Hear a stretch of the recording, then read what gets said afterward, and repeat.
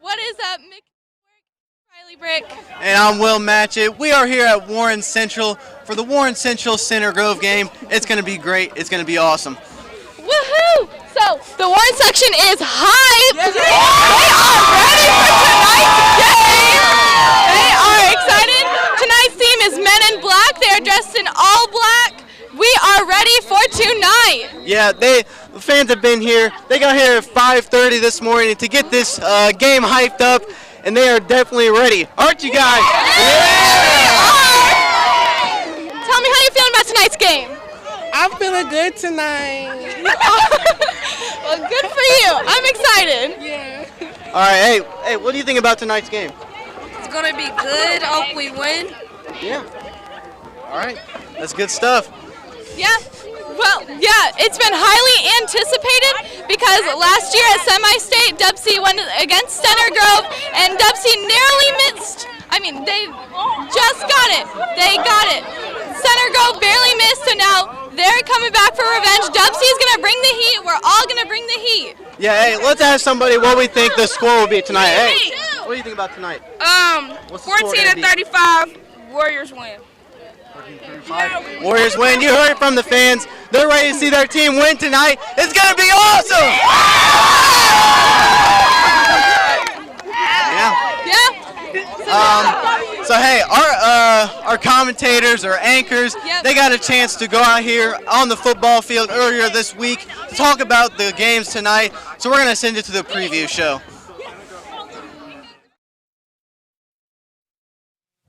Welcome to your 2019 MIC Network Football Preview Show. I'm Logan Hunt, alongside joined by DMJ, Daryl Morton Jr., Josh Ayan, and Tyler Locke. The new member of the crew, Tyler Locke, joining us here on the MIC Network. Excited to have you along, Tyler. As we preview all 8 schools here throughout the MIC. It was a great year for the MIC last year. Warren Central, undefeated state championship, taking on Carmel in that final game. We saw a bunch of MIC schools have really good years. North Central, one of them. Lawrence North coming up. What are your guys' thoughts about last year?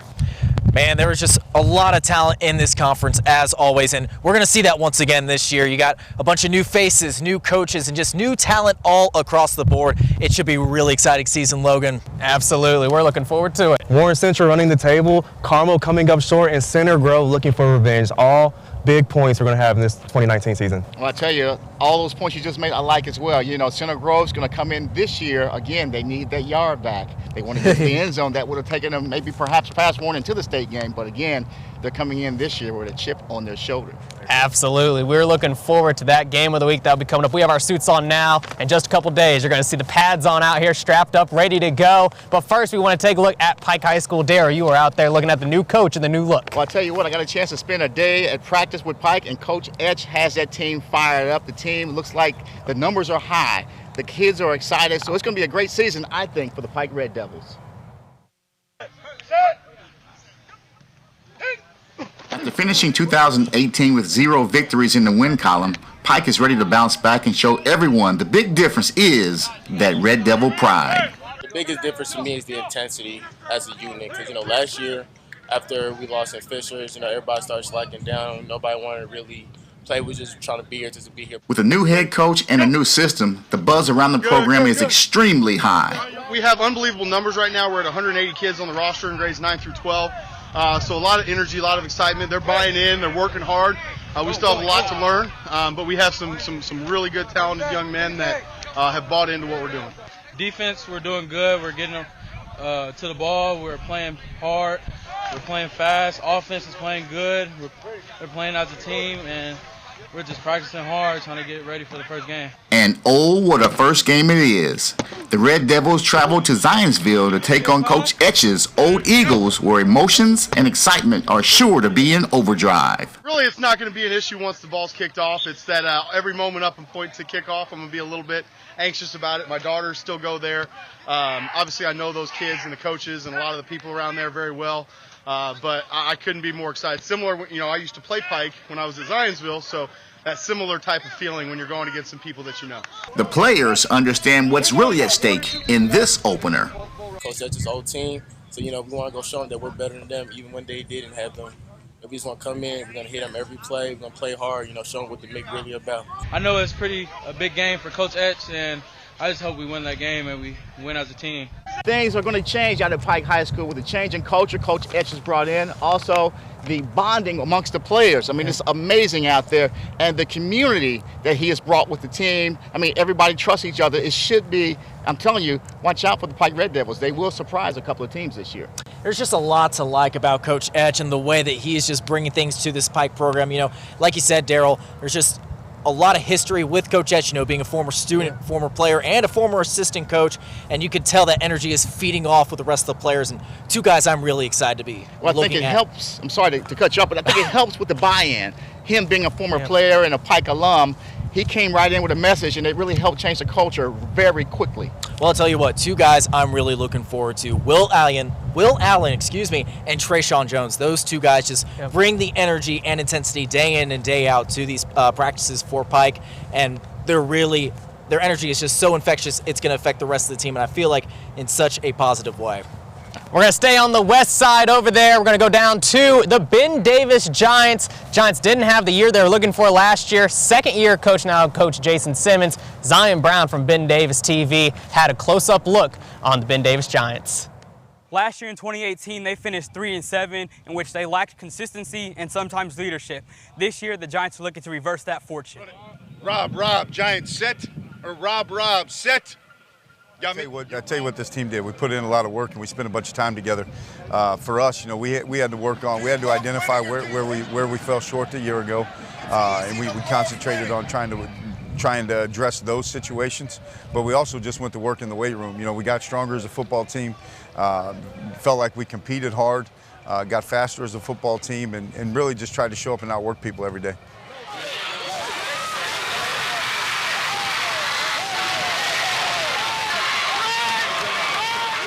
This offseason, I've tried to work on my passing game.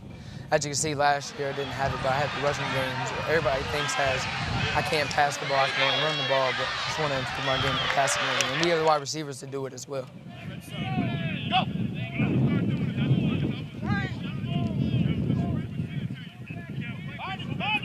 Oh, it's very important, especially for our seniors. It's our last ride. We've been here for 4 years, giving it everything we got, so that's very important. But so we just got to go in, get back to the Giants football. Everybody thinks that we fell off, but we just now getting started, back to the old ways. The excitement for the Giants' 2019 season comes from senior leadership and consistency as a team. I'm Zion Brown here from the MIC Network. Well, the Ben Davis Giants are looking for a very good year this year, looking to return back to their prominence under second-year quarterback Trent Gibson. Tyler, I know you got a close look at him. I did. Trent Gibson, last year, he was great on the ground running the ball. This offseason, he's been having a main focus on the passing game. So he's looking this year to come out, be able to tote the ball a little bit, stay in the pocket a little bit more, as opposed to running like he did last year, and just improve on that going into the season. And Gibson is going to have to have a bigger load on his shoulders this year, especially with the departure of Delbert Mims. And really with Mims, you know, this opens up an opportunity for two other tailbacks who got some varsity experience last year in Elijah Juan Hassel and Trez Cushingberry. The opportunities for them are going to be plentiful this season. Absolutely. We're looking at a really experienced offensive line coming back in. They had one returning starter, another guy who was kind of like the sixth man for them coming off the bench. So you're going to see Ben Davis. They're really big up front on the offensive line and defensive line. A bunch of great athletes in their secondary. Look for that pass defense to be really strong. Absolutely. Ben Davis, 2 years removed from the state championship. They're looking to return to glory this season. Coach O'Shea and the Panthers are coming off a huge season, 9-3, their first sectional title since 1993. They've lost a lot of their offense, including 3,000 yards from Liam Thompson. He is going to be a big hole in that offense that they are looking to fill this year, but they're looking to rely on their defense. They got about 8 or 9 starters coming back. They're going to try to lean on them throughout the season as they get that offensive flowing. And here is a look at the North Central Panthers.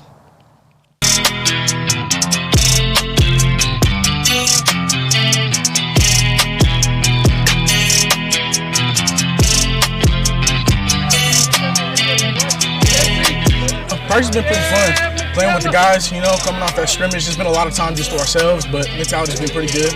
I think from the excitement standpoint, to open the season in Lucas Oil, it's to be the first game of the year because we start at 6 o'clock, so we're the first game in the state. And, you know, the goal is that you also want to be the last game played there. So, you know, that's what we're looking forward to. I'm feeling real good, man. I feel like my team is going to be out there we'll keep that dog mentality, and I just feel like we're really going to go out the dub. We expect to win every game, and I feel like we even have more of a chip on our shoulder this year as we want to rank top 10 this season. You have to forget what happened last year. You have to build on what happened last year and then move forward. You with the big boys. Do you want to be a Panther or not? Yes, sir. Get your spots. Let's go. Let's go. So guys, the North Central Panthers coming off a big season, but last year is last year. What are your guys' thoughts on the Panthers in 2019-2020? Well, Tyler, like you said, the Panthers, they're returning a bunch of starters on defense, and especially in the linebacking core. You got a really strong group, a bunch of juniors, especially led by Thomas Bronaugh. They were pretty inexperienced last year, and you kind of saw that as the defense was struggling, you know, uneven performances here in and here out, but look for them to be a lot more steady, lead the ship for the Panthers this season. Well, you talked about the defense. I'm going to talk about the offense a little bit. We got a quarterback battle now that Liam Thompson's gone. David Smith slotted right in to take over the running back position. He had some reps last year when Alex Tarver went down, but the man to watch out for is Richard Hamilton. He is a flat-out playmaker. That team's got a heart. We know it. We saw it last year. They were perhaps a play or two away from knocking off Warren Central. So I tell you what, watch out for the Panthers. Well, we're going to stay up on the north side again now with the Carmel Greyhounds. The Greyhounds made it to Lucas Oil Stadium last year, had another state final appearance, came up just a little bit short to the Warren Central Warriors, but the Greyhounds have a lot of returners coming back. Tyler, you looked at them as well. The whole team and coaching staff has a chip on their shoulder as they were one game away from another state title. We went out to practice last week, and unfortunately, it was rained out, so we didn't get to see a whole lot, but the one thing we did see, we saw the beginning of practice, and the thing you noticed from the Carmel Greyhounds, speed, speed, and speed. They have size just like any other year, but the speed that they had that we saw out there is going to be the difference for them in 2019-2020. Being back out here for this first week of practice has been a blessing. Hanging out with my teammates and to do work. Now I'd say we're looking pretty confident. We're coming up every day. We're getting 1% better. That's our thing for the season, 1% better every single practice. One thing is just like you said, same matchup from state. It's an opportunity to show ourselves what we're made of, what we've been doing all working all summer for. We came up short against them last year, but I think it'll be a different story this year. I can't wait to get out there with them. We haven't played anybody else yet besides ourselves, so going out there and hitting someone new and hopefully getting a little bit of a revenge on them. There's nothing like a good test against the returning state champions, see where we're really at. Carpe diem, make the most of every opportunity, because you might not get the opportunity to stay on target, to stay on pace.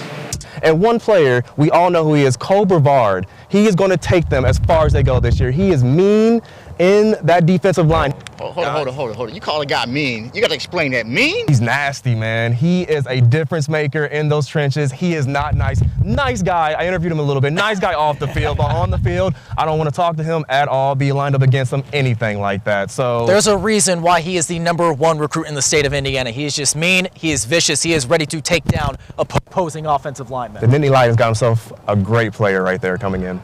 Last year, he played in a cast even for the Carmel Greyhounds. I mean, it's a guy who's tough out there on the field. Tyler mentioned it, in the trenches, that's a guy you don't want to be lined up against. So I guess we better watch out for Carmel here in the MIC this year. Absolutely, Carmel's going to be maybe the team to beat in the MIC. We're moving on over to Lawrence Township, in particular, Lawrence North. Those Wildcats were just a couple plays away from pulling off some big marquee victories last year. Josh, you went to practice, you talked to Coach Mallory. What'd you see? Well, I'll tell you what, Logan, Lawrence North, they got a new field, new logo, new jerseys, new everything it feels like. And Pat Mallory, he is really feeling the excitement level this year, and he really feels like he has the talent level to take the Wildcats over the hump and put them in the winning season column for the first time in what feels like forever. So tell me this, when you visited Lawrence North, was it raining? Because typically when you're on the field, we get rain coming down, so how'd that go for you? I will say, Daryl, it was trickling just a little bit. For some reason, I have bad luck when it comes to weather, but you guys can see for yourselves. Here's what I saw at Lawrence North. Personally improved of leading the defense and making sure that everyone's in check, on time to practice, working hard, doing their best, doing their job. Bigger and we're getting faster and we're putting more focus into film time in the weight room. It's going to be exciting and I'm very excited for it, and I'd like to go out with a bang, get some more wins, just get better as a player. I'm really comfortable. I'm used to the speed of the game. So you guys saw some lovely footage of the new field, and with Lawrence North, what really surprises me is that they're actually receiving some preseason hype. Kyle Netterman from Indy Star has them ranked as the 9th best team in Central Indiana. So they're going to be led by their quarterback, Donovan McCulley. And Logan, you know, there's not just the quarterback, but he also has plenty of talent surrounding him. Exactly. Keyshawn Smith coming back was one of the main running backs for him last year, and Omar Cooper going to be lined up on the outside. Might be Mr. McCauley's favorite target out there. You never know.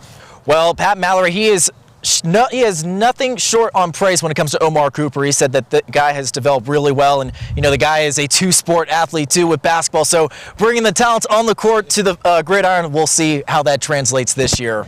A team with talent, I can't wait to see them on the field this year.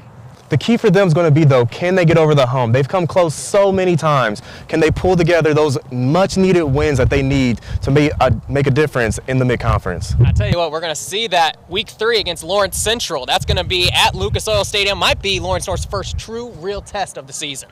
It's a rivalry game, and it's always big when you have those two schools going at each other, so I look forward to that as well. We're staying in Lawrence Township, and we're looking at the Bears from Lawrence Central High School, a team with Coach Rodenberg, now his 2nd season coming over from Cincinnati. It's a team we expect a lot of this year, and Josh, you got a closer look at them. Yes, sir, and like you said, Logan, Coach Rodenberg, this is his 2nd year coming over from a really talented program in Cincinnati, and you can just tell the energy is a lot different. You can see the energy just translate into practices and how the guys are competing day in and day out. Here's a look for yourselves.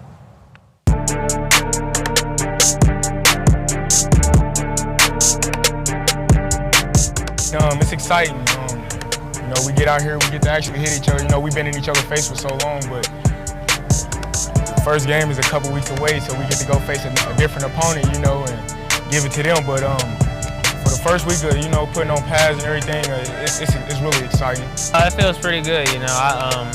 Me, honestly, I'm pretty anxious about it, so it should be fun.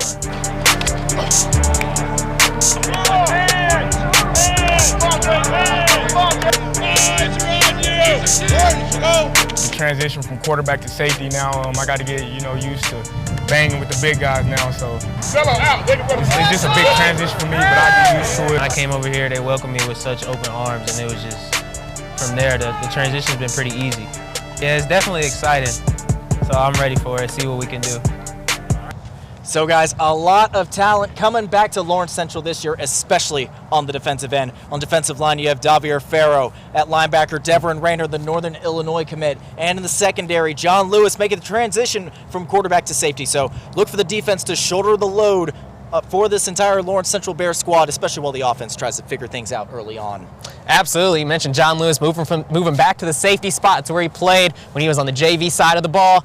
Got up to varsity, took that quarterback spot, but now Jason Graves is in from Pike. Wow, you got Jason Graves and his dad, you know, offensive coordinator Jimmy Graves. Watch out for the 56th Street Bears. Watch out, too, for Elijah Gaskin on the outside. That's a man that can make something happen in the blink of an eye. Watch out for him. The Bears have all the talent in the world this year to make big things happen for them, but can the culture that was set last season take one step forward and evolve into the 2019-2020 season for the Bears? We are just yards away from the scene of the crime. Warren Central, Center Grove. We saw a great matchup last year in semi-state. Warren Central obviously going on to win that one.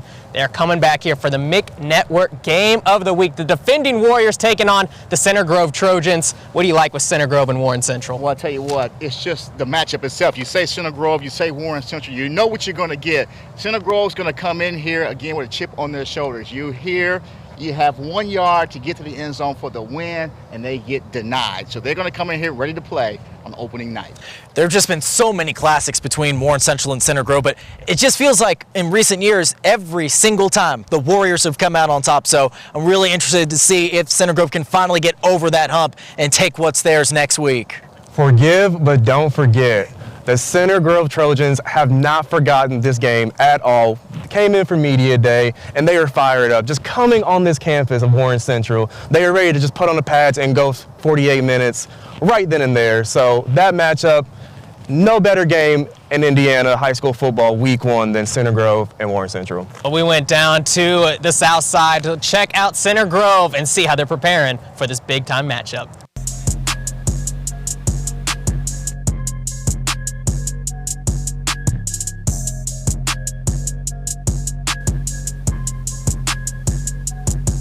Saw that taste in our mouth, but we're getting ready at the team camp, and that first week it's going to be a fun game.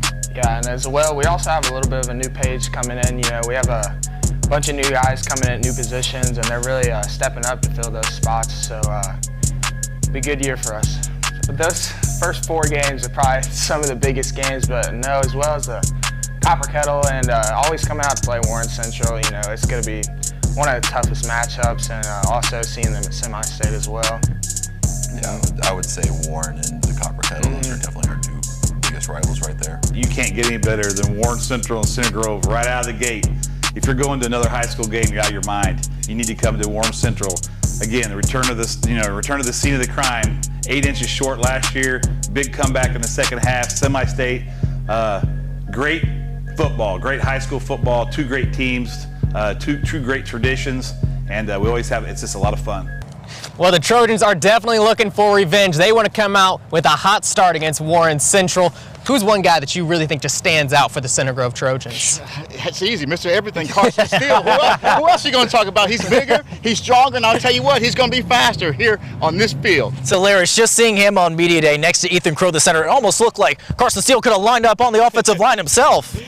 It feels like Carson Steele has been running there ever since like 2nd grade. I mean, this is a guy that has been there. He's going to break all the records that there are with Center Grove and maybe even in the IHSAA. The one unit that I want to highlight, different from individual players, is the O-line unit. That's who he's running behind. He's not successful without them. They are big, they are strong, and once again, they are very mean. So they are going to do nothing but open up big holes for the running game of the Center Grove Trojans. Well, they're looking to open up those big holes, but the Warren Central defensive line had something else to say about that last year at semi-state. Right. Stopped them right there on the 1-yard line. I went and checked out Warren Central's practice, talked to Coach Jason West, talked to some of the players, see what their thoughts were heading into this MIC Network Game of the Week.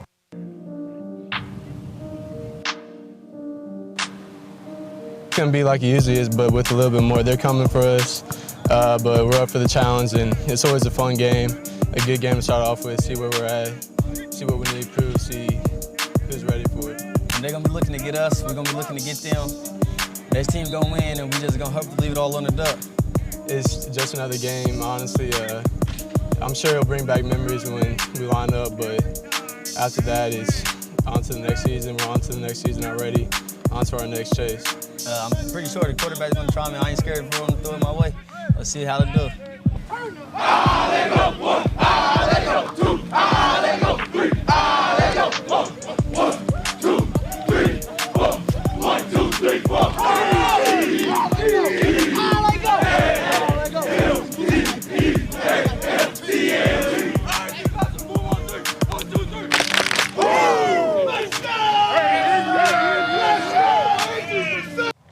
It's a new team, but the same goal for the Warren Central Warriors. They're looking to take down the Center Grove Trojans right here on this field on August 23rd. Warren Central looking really strong and looking like they're going to have a highly anticipated season. Well, they always look strong. Again, they are built just for state championships, it seems, the last couple of years. So we'll see what they have coming back. But again, we know there is a change at the quarterback position. Yes, the biggest name that comes to mind, Roman Purcell, the expected starter. He is gone, heading to Indian Creek. So that just leaves a big question mark. Who is going to be that quarterback? And not just that quarterback. You have a bunch of question marks at all positions. Who will assume the role that David Bell had? Who will assume the role that Ramir Elliott had at tailback? So, again, just a lot of questions, but I feel like year in and year out, Jason West just does a good job of getting his guys ready to play every Friday night. Always a good matchup opening week. Center Grove versus Warren Central. Absolutely. We talked about the new faces. Maddox Tavernier in at quarterback for Warren Central, taking on Taven Jackson for Center Grove. 2 new guys starting in the backfield. Carson Steele versus Randy Wells. He's making the move from safety over to running back. We're going to see a little bit of the same, just some new faces thrown in. It's going to be a great year. We got new faces. We got new uniforms. We got new suits. I mean, I'll tell you what, it's going to be a great season. I look forward to it. Absolutely, we can't wait to get started here, right here, August 23rd. MIC Network Game of the Week, Warren Central and Center Grove. Daryl Morton Jr., DMJ, Logan Hunt, Josh Ayen, Tyler Locke, the new kid on the block. Yes, sir, the rookie. Ready to come. Make sure you follow us on all of our MIC Network platforms on Instagram, Twitter, Snapchat, all of the above. We're going to have coverage of the MIC all season long. Make sure you tune in August 23rd, 7 o'clock, right here on the MIC Network. We ready.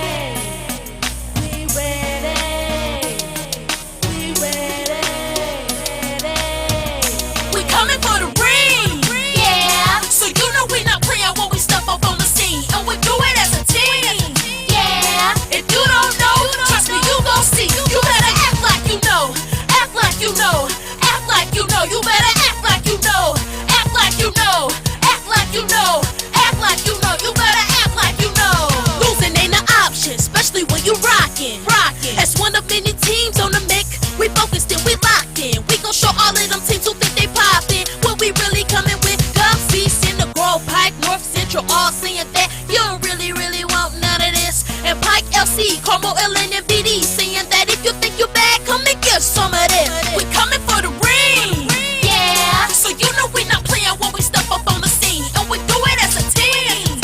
Yeah. If you don't know, trust me, you gon' see. You better act like you know. Act like you know. Act like you know. You better act like you know. Act like you know. Act like you know. Act like you know. You better act like you know. We stay ready. So what you talking about? Ain't no back and forth. We ain't gotta talk it out.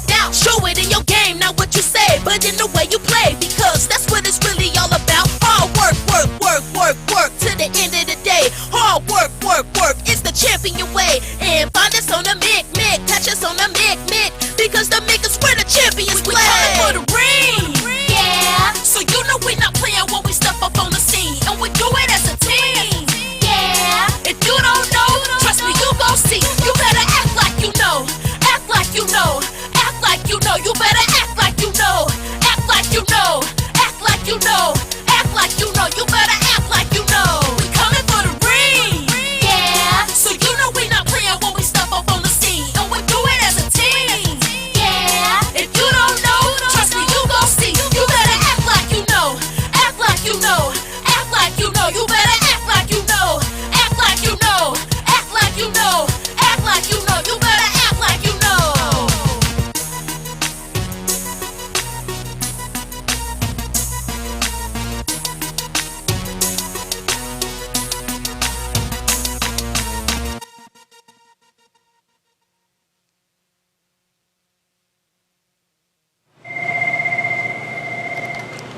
Thank you, Colin Pop Jones. Cumberland, this is Kyle speaking.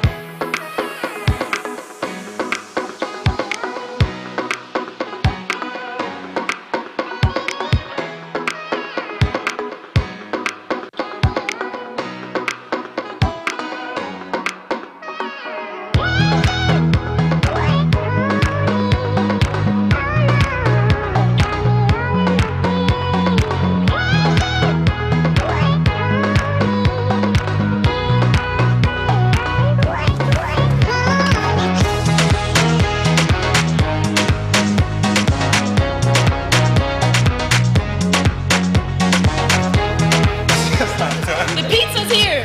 Give me my Papa John's. The cheese is my favorite. I love the plain. Is that Supreme?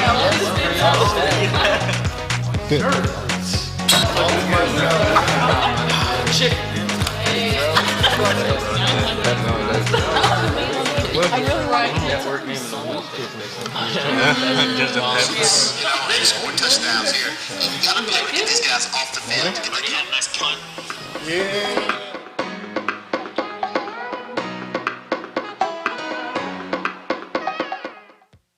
What if a car company didn't just build better cars, but help build something more, like community, family, futures?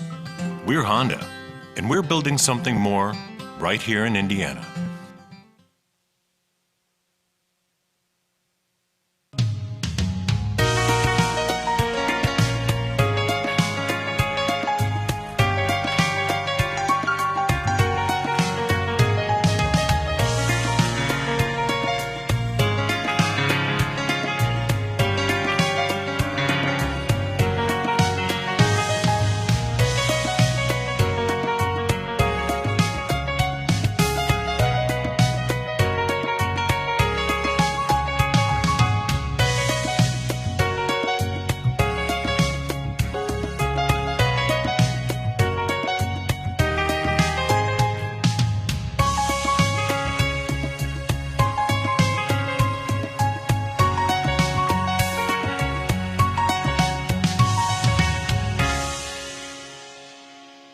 From the 1 yard line, either Warren Central makes the defensive stand or Center Grove pounds it in and will be an extra point away from tying it, or possibly a 2-point conversion away from winning. You can't get any better than Warren Central and Center Grove. 1 yard shy, but so far we've seen Carson Steele, Brian Gaffney, they've had their way of getting 1 yard. Absolutely. We're just going to sort of give him the ball and, hey, your job is you don't have to win the game, just don't lose the game. To this moment right here, this play right here, if you're Center Grove. They were one play away from going where we went. Big fourth down conversion. It comes down to this. Jackson Moore. Here we go. Under center. And he's pushed back at first. Stood up at the line. And Warren Central defense stops him. What a play there from Warren Central's defense.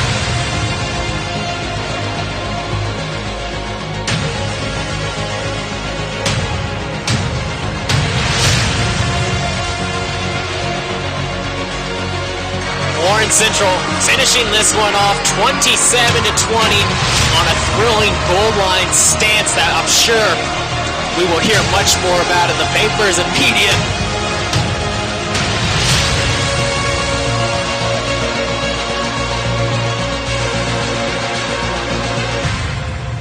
We felt the awesome side of it, the fun side, the exciting side, all the great things that come with it.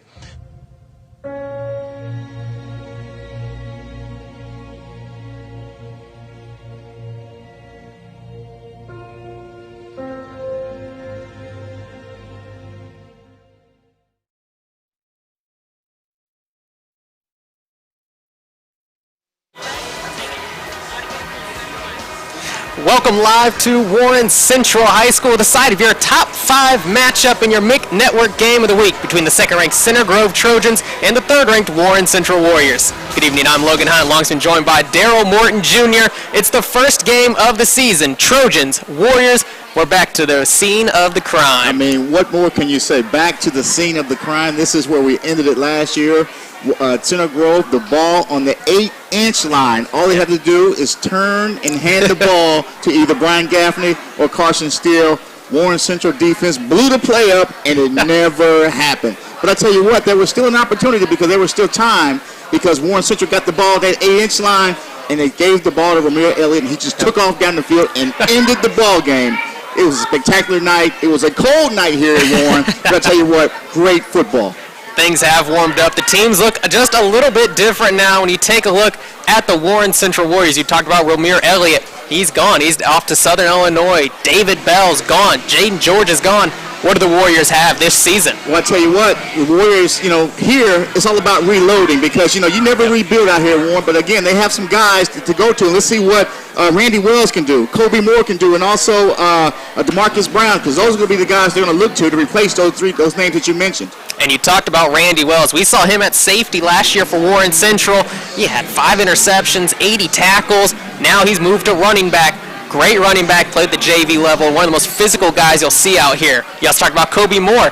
He won the quarterback battle. We saw Roman Purcell transfer at the very beginning of the year for Warren Central, the presumed starter. So Warren Central going with Kobe Moore, going with a first-time starter here on the varsity level. You wonder what he can do. Well, I tell you what, and people always talk about the athletes that are walking around Warren Central. You take a guy from the defensive side of the ball and move him over there and say, hey, look, this is what your role is this year. It's amazing what they're able to do here at Warren Central.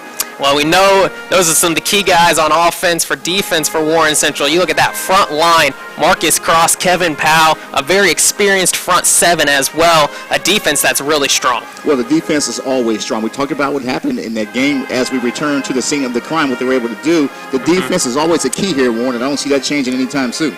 Secondary is real strong, too, led by Javion Stanberry. He had a couple interceptions last year, kind of the soul of that defense for Warren Central. You know they're going to be ready to go. They're ranked 3rd in the state, new quarterback, new look, but still the same dream, right? Still the same. What is the motto here? Same team, different team, same dream out here, Warren. Absolutely, and we take a look now at the Center Grove Trojans. You talked about those guys really wanted to get some revenge here. They stopped on the 8-inch line last year. They have a new quarterback as well, and this kid is special. Tavon Jackson is the quarterback there. So, again, I'm hearing a lot of things. This kid is athletic and explosive, so I look forward to seeing what he can do here tonight against the Warriors. And in case you wonder, Tavon Jackson is indeed the younger brother of Trace Jackson Davis, the Mr. Basketball. Went to IU last year from Center Grove. Tavon Jackson, only a sophomore, but absolutely phenomenal out there on the field. He's going to kind of open things up for the Trojans, and he's going to have some help from the likes of Carson Steele, but we got word when we showed up today that Carson Steele is going to be out for this ball game. Yeah, that was a shocker. When I walked into the booth, they said Carson Steele is not going to be in this ball game tonight. So that means the responsibility is going to fall to Mitchell Evans here to kind of pick up. But how do you replace 174 yards a game? That's what Carson averaged last year. But again, he's going to step in here, game 1 against Warren. We're going to see what he's made of really early. Carson Steele with the lower leg injury. Don't know the extent and how long he will be out, but he will be out this game for the Trojans. And like you said, Mitchell Evans, the sophomore, going to come in, have to pick up some slack, as well as Connor Delp and Jalen Goins, a couple guys that haven't gotten their shot yet. Now they get their chance to really make it on the big stage, and what better than opening night to show Coach Moore what you can do out there. Absolutely. Against Warren, I mean, what better way to do it? I mean, this is the biggest stage tonight in football here in the state of Indiana. These two teams, this game. And not to mention, you talk about Center Grove having a massive offensive line. They have 3 returning starters, Ethan Crow, an all-state center, taking over 300 pounds. Drew Stymel, another guy on the left tackle, 2-year starter, over 300 pounds. Josh Piper as well. I mean, the list goes on for the Trojans. They're big up front. They're without Carson Steele, but they have Taven Jackson sliding in. A tremendous offense that I think is going to be kind of one of the keys to the game is watching Center Grove's offense versus Warren Central's defense. Hey, that wing T versus that Warren D. We're going to see what's going to shake out here tonight.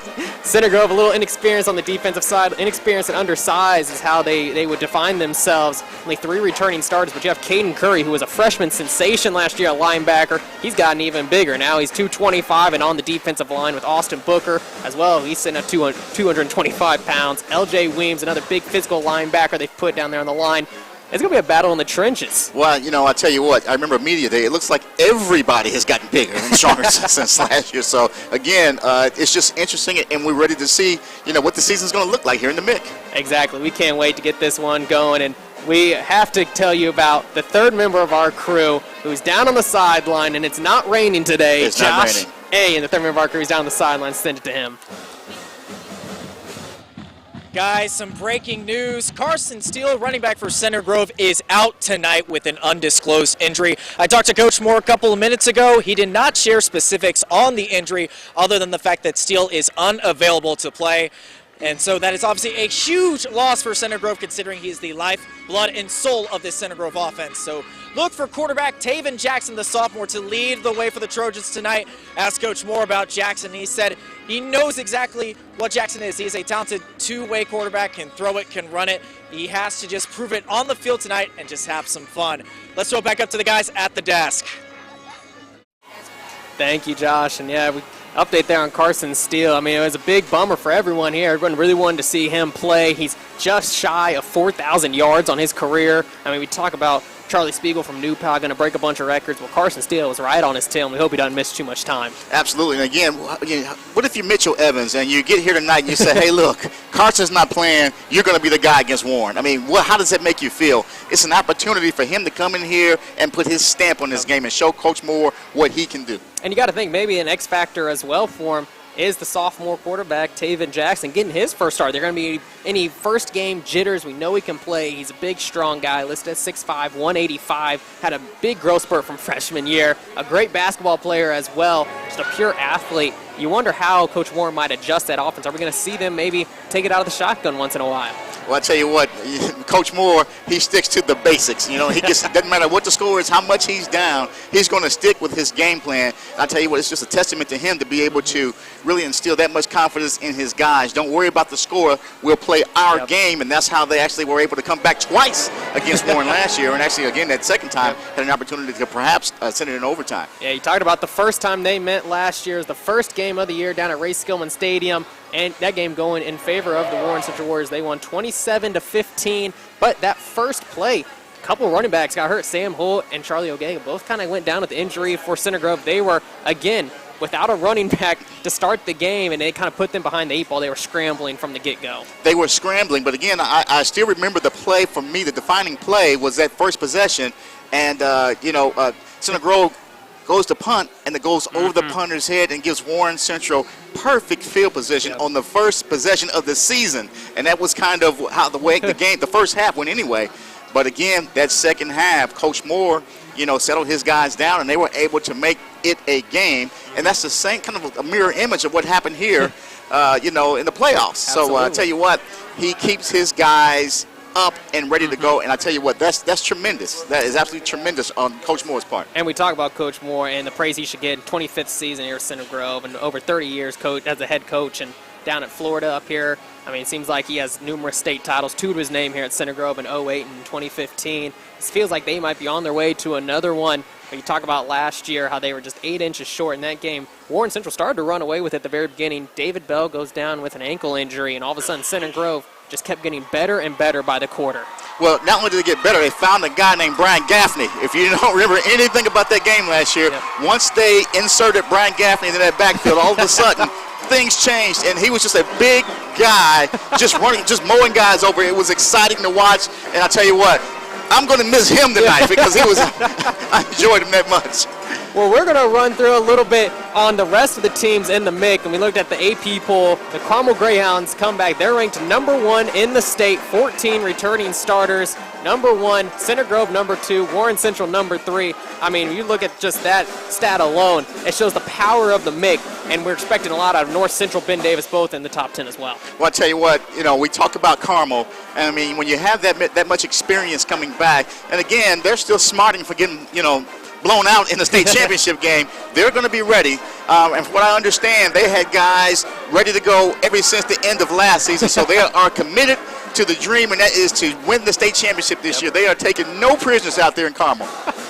We're going to take a quick break here from Warren Central High School. When we come back, we'll have kickoff for you between the second-ranked Trojans and the third-ranked defending champs, the Warren Central Warriors. I'm Logan Hunt, alongside joined by Daryl Morton Jr., Josh Ains down on the sideline, and this is the MIC Network. Thank Colin Pop Jones. Cumberland, this is Kyle speaking.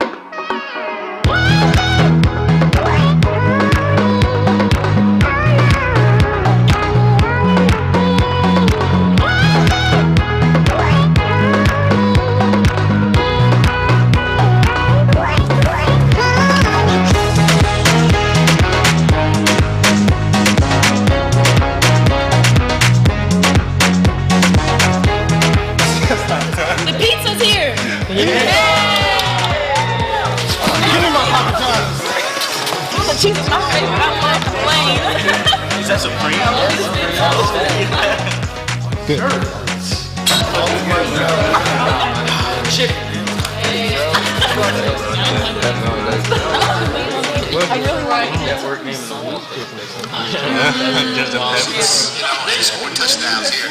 You gotta be able to get these guys off the field. Nice punt. Yeah.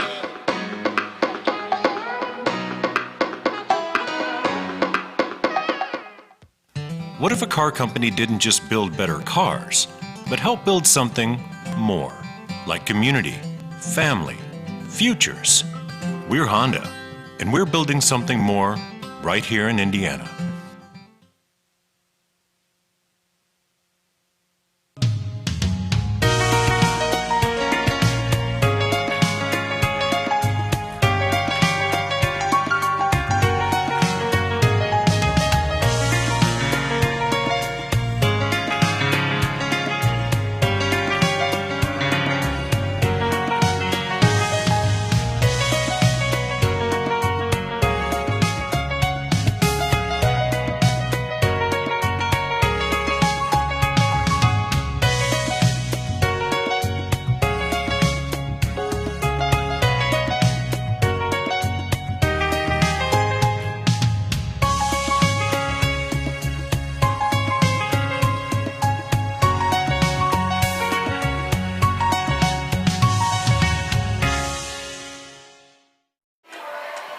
We're back live at Warren Central High School, the side of your top 5 matchup between the second-ranked Center Grove Trojans and the third-ranked Warren Central Warriors. I'm Logan Hunt, alongside joined by Daryl Morton Jr.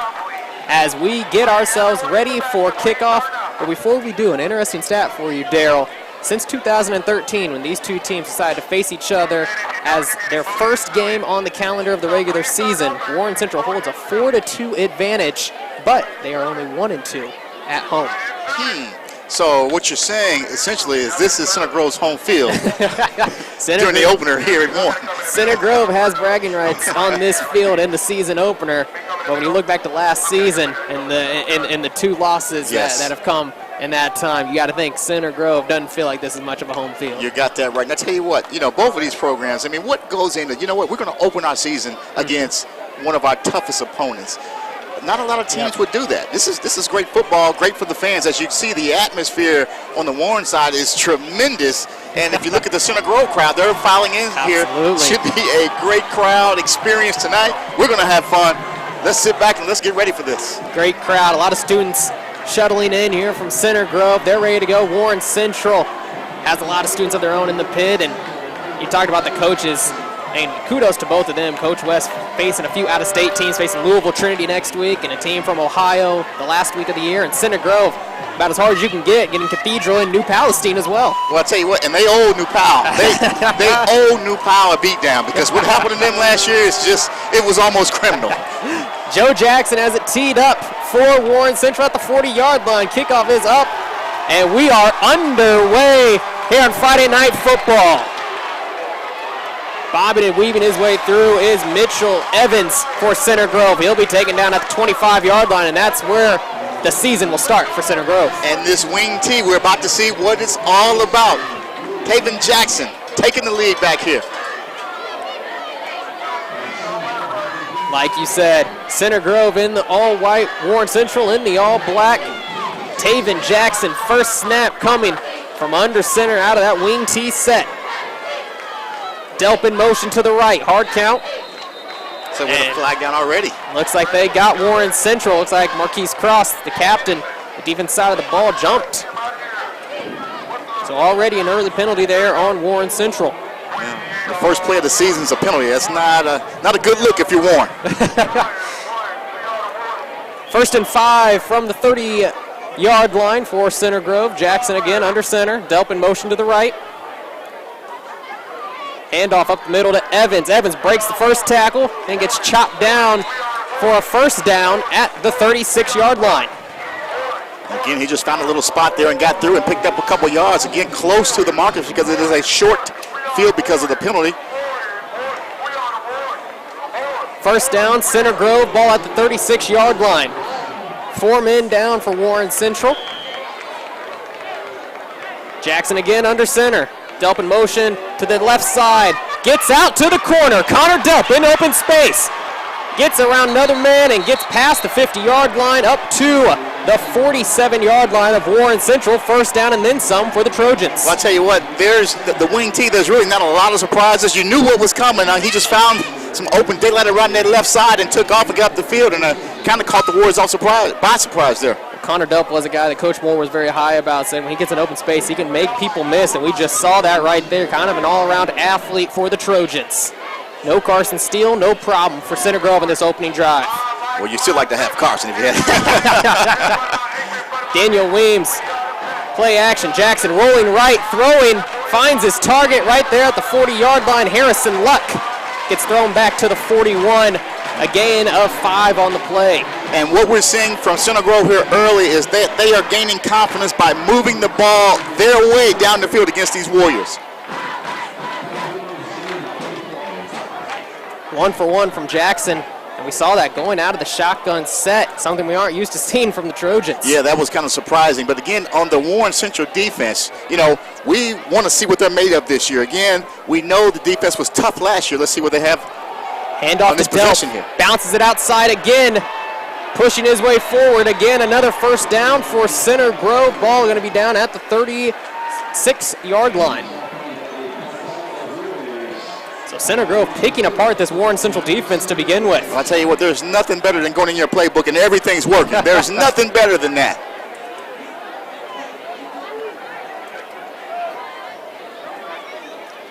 Played about a minute and a half so far.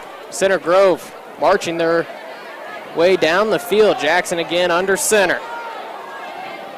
Handoff Weems, left side, and he gets stood up by a few Warriors. And he'll gain about 3 on the play. Again, as we talked about, really not a lot of surprises with this wing T. They're going to, do a few different things, but if you, pick them apart, 3 and 4 yards here and there, you're going to move the chains, and that's what they're doing. 2nd and 7 now for the Center Grove Trojans. Under 10 to go in the first quarter. Ethan Crowley, All-State center. Ready to snap. It goes to Jackson. Play action, rollout, looking right side, one-on-one matchup. And we see a flag coming out late there, as it looks like Trent Veith was the intended receiver, the junior, sitting at 5'10", 155. Looks like we had a little contact there. The officials are discussing it now. Javion Stanberry was the corner out there for Warren Central. It was the back judge throwing the flag. We also have a flag down at the line of scrimmage. As we wait for the call here from the official. Holding on the offense, pass interference on the defense. So those penalties will offset, and we will replay 2nd down. It's one of those words you don't like to hear. This is going to be a do-over. Let's just do it again. So once again, a holding on Center Grove, defensive pass interference on Warren Central. We'll say scratch that. Let's try it again. 2nd and 7 from the 33-yard line. Jackson out of the shotgun. Weems to his right in the backfield. Handoff Weems, left side, finds a hole, gets chopped down right at the 25-yard line. And it should be good enough for a Trojan first down. Again, they're just methodically moving the ball down the field. Right now they're spreading Warren Central out. And that's something that the Warriors are going to have to solve, because if this happens all night long, they're controlling the ball and the clock. Could be a long game. Trojans getting a huge push off that offensive line, led by Drew Steinmel, Braden Sturm, Ethan Crow, Luke Piper, and Andrew Warner. Again, Jackson, the sophomore, under center. Play action. Looking over the top, has a man wide open, and it's knocked down. Great defensive play there from Leal Warren, the senior safety for Warren Central. Well, I tell you what, he played that perfectly, because I tell you what, that had 6 points written all over, and he dove and laid out and knocked it away. Great play. Connor Delp was right there for the Trojans. Jackson had a nice pass, but sometimes the defense is just a little bit better. And I tell you, I like these wrinkles that Moore's throwing in here. Coach Moore's throwing in early. I mean, we wouldn't have seen that last year. 2nd and 10 from the 25-yard line for the Trojans. Again, shotgun set. Weems to Jackson's left, 3-receiver set. Jackson, handoff Weems. He gets stood up immediately at that line, but falls forward for a gain of 2 for Center Grove. 3rd and long for the Trojans. So we'll see at this point, 3rd and long. This is the first time they had that much to pick up for a first down this season on this possession. So let's see what this Warren Central defense can do. Can they shut them down here, or can Center Grove continue to move the ball? 3rd and 8, just outside the red zone for Center Grove. They're spreading it out again. 4-receiver set, Jackson in the shotgun. Weems to his left, and now penalty flag out on the field. Going to be delay of game on Center Grove. And that's part of that new play clock that has been instituted in the IJCA, where 40 seconds goes on the clock right from the end of the previous play. It's no longer 25 seconds from when they spot the ball. And I tell you, it might take a little time. I'm sure the teams practice that all summer to get ready for it. But again, when you get in real live game situation, you kind of forget about that. And it snuck up on them and got them. 3rd and 13 now for Center Grove, and he might be in 4-down territory. Again, Jackson out of the shotgun. Weems to his left in the backfield. 4-man blitz. Jackson looking outside, incomplete. Looking for Trent Veith on an out route. And going to bring up 4th and long now for Center Grove with decision time for Coach Moore. Well, as you mentioned, this could be 4-down territory. You're not going to get much out of a punt here, and I'm not sure if they got a guy on the side that has the leg to get it. But you never know. They have Austin Watson, a really good kicker as well for the Trojans. But it looks like when you run a 5-yard out route on 3rd down, you're going for it on 4th. You're going for it on 4th down. And again, that's what we're seeing. 4-receiver set, 3 out to Jackson's right. Weems to his right in the backfield. Jackson drops back. Rolling right side, under pressure, using his legs, and is brought down for a sack at the 38-yard line. Warren Central getting the hold as Andrew Nelson comes flying in. And that's one of those situations where they say the defense might bend a little bit, but they didn't break. The Warren Central Warriors has stood tall here. They'll get the ball back. We'll get the ball for their offense here so they can get on the field for the first time in this season. And let's see what that offense looks like from the Warren Central Warriors. Now would be a great time to tell you that the MIG Network would like to welcome back Papa John's as a title partner for the MIG Network Game of the Week. With over 30 locations in central Indiana area, great pizza is always nearby. So after the game, enjoy a hot, delicious Papa John's pizza. Better ingredients, better pizza, as always, from Papa John's. When you support Papa John's, you are supporting high school sports. Warren Central coming out for the first time this season. Kobe Moore at quarterback. Randy Wells in the backfield with him. Trips out to the left, 4 men down for Center Grove. Moore looking left side, over the top. Gonna be incomplete off the fingertips of his receiver, nearly intercepted. It's by Max Baker. I'll tell you what, Moore dropped back and he just got a little bit too much on that. It was a little high, could have been intercepted, so lucky for the Warriors. I thought he was looking for Eli Price right there, kind of settled down in the middle. 2nd and 10 for Warren Central. Moore gonna go under center. Handoff, Wells hitting a hole hard and gonna gain about 5 yards on the play for his first carry of the evening. Take him up to the 43-yard line. So already 3rd and 5 for Warren Central on their opening drive after getting a 4th down stop against Center Grove. Moore in the shotgun set. He'll keep it himself. QB draw, plunging forward past the 50-yard line. 1st down and a little bit more for Kobe Moore. And I'll tell you what, that was actually an excellent call there because everybody just opened up and he had the middle right to himself and he got picked up the 1st down. Great call, great run, great execution. Well, Kobe Moore was a tight end about a month ago. Played a little bit of quarterback in his freshman years and JV years, but stands at 6'3", 220. When Roman Purcell left, all of a sudden Kobe Moore found himself as a quarterback yet again. I mean, what kind of school is Warren? You got a guy 6'3", 220, just hanging around. Can you play quarterback? Sure. Price in motion, fake the end around, and Center Grove is not fooled as Wells is gobbled up in the backfield. Gosnell, 1st 2 for Center Grove. Caden Curry there as well. You see that picture right there, Caden Curry, 6'5", 250, number 91 right there on your screen, and looks every bit of it. Every bit of it. You know what I remember about 91? That was Brian Gaffney's number last year.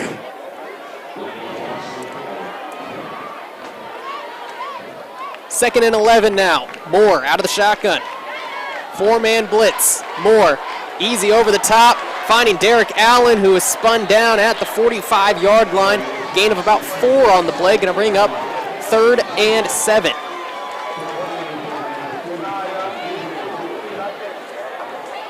Derek Allen, a receiver who played a little bit last season, got hurt early and didn't get to see much time after that, but has some varsity experience for the Warriors.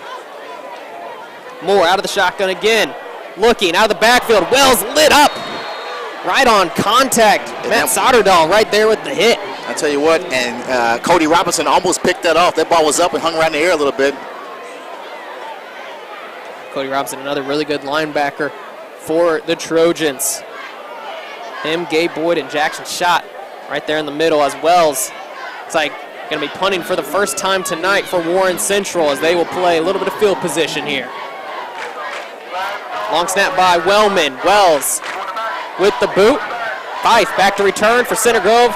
Fumbles it at the 5. Loose ball. Fife gets back on it right at the 4-yard line. Going to be Center Grove ball, but a dangerous play for the Trojans.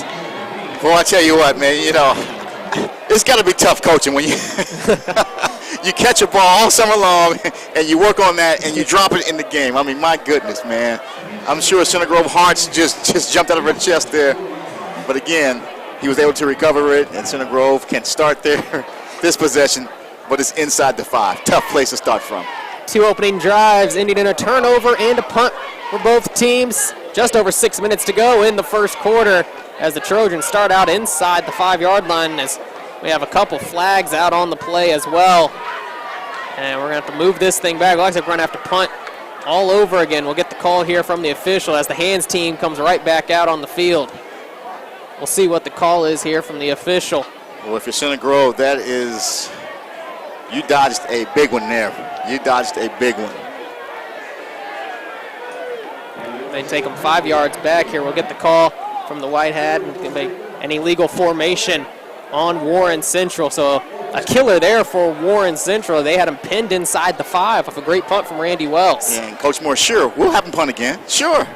And now no one back to receive for Center Grove. They're going to let this ball roll as Wellman is the long snapper for Warren Central. Well, you know what? Place it. You know, let's see what kind of a punter he is. You know, he's not. Whoa. Well, and back to Wells, gets another beauty. This one bouncing at the 2 and not going to be saved, as this one's going to be a touchback for Warren Central.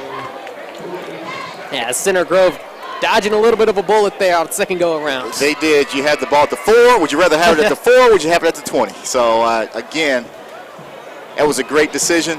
But, again, more importantly, if you're Warren, you can't let those kind of things, you know, those penalties will kill you all day long. So 1st and 10 for the Trojans. They marched all the way down the field, and finally it stalled right around the 25-yard line right before they reached the red zone. We'll see if Warren Central has stiffened up that defense or not. But they found some success, though. I mean, they run their plays, and again, this is how the first drive started, with a penalty on the Warriors. So, and again, they get them for offsides. So, looking at a lot of the same here. There's something about that cadence that Jackson has that is causing the Warriors to jump offside there. But again, they don't need any help. They were able to move that ball with great success that first drive, although it stalled, as you mentioned. And we've said they did all this without Carson Steele in the backfield. Again, wing T set here. Jackson under center, handoff, Evans right side. He's going to be met immediately in the backfield there as Keyshawn Parks got his hands on him.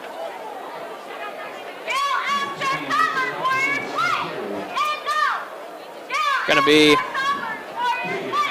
2nd and 5 again for Warren, or for Center Grove, excuse me, as Jackson now goes out back under center. Evans in the backfield with Weems to his left. Handoff Weems right side, finds a seam, and will get hit right at the 30-yard line. Going to be close for a first down. Might be just a yard shy. It's like it might be those 8 inches shy of the first down here. But again, like you said, he found a seam there and then thought he was going to get a lot more out of that. But again, the Warren Central defense kind of sealed it up at that point and tossed him back. Like Eccles was there on the tackle. So going to be 3rd and 1 yard for Center Grove. Again, Foreman down for Warren Central. Jackson again under center, handoff Evans. He'll get the 1 yard before he's chopped down at the 33-yard line. First down, Trojans. So again, Center Grove just moving methodically down the field. Controlling the ball, controlling the clock. So again, if you keep that Warren Central defense on the field, will that come into play as we get later in this game?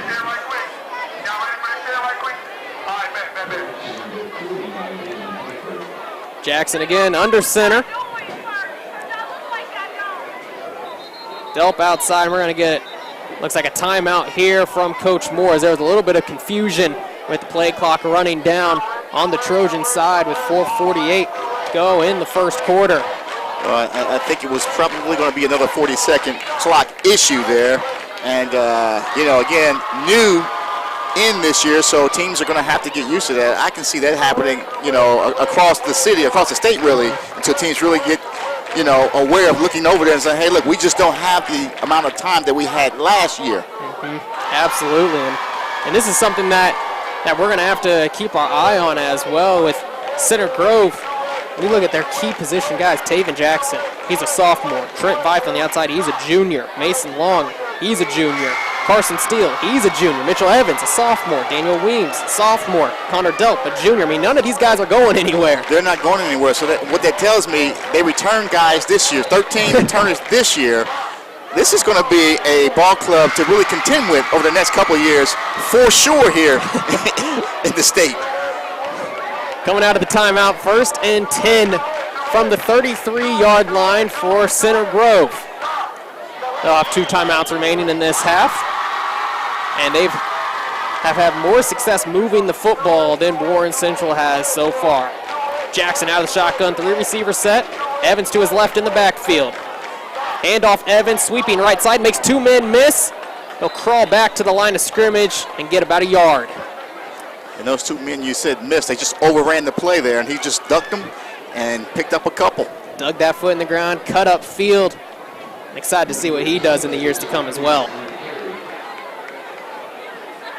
2nd and 9 now for Center Grove. This time last year, Warren was up maybe 14-0, 20. I mean, it was the offense was quick and explosive. So again, there is a change that has happened here, and let's see. We'll see how that changes. Jackson looking outside, Delp, boom, hit there hard, but makes the grab. Big hit there from Taz Relford, but Connor Delp getting the first down and past the 50-yard line for Center Grove. What a snag there, knowing he was going to get hit. I'll tell you what, he went down there and found his spot and just planted. The ball was right there on target, hitting right there where it was supposed to between the numbers. But again, he took a blow once he caught the ball, but he held on to the ball, and Center Grove, again, is moving the ball down the field with ease.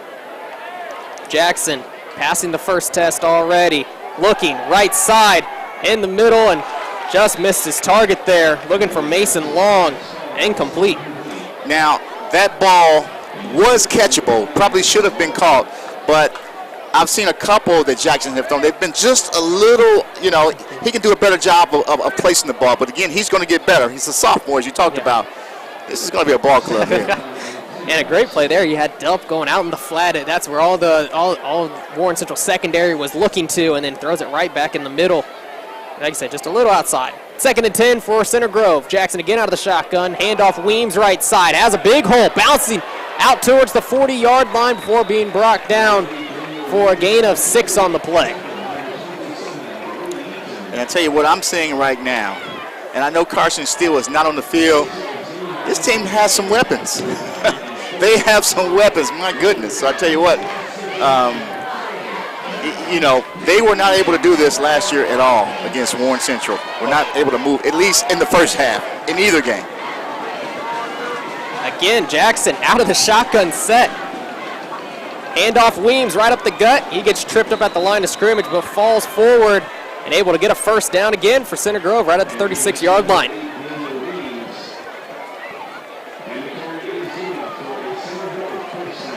Coming up on 3 minutes to go in the first quarter, 1st and 10 for Center Grove, as they've had 2 successful drives so far, but no points to show for it.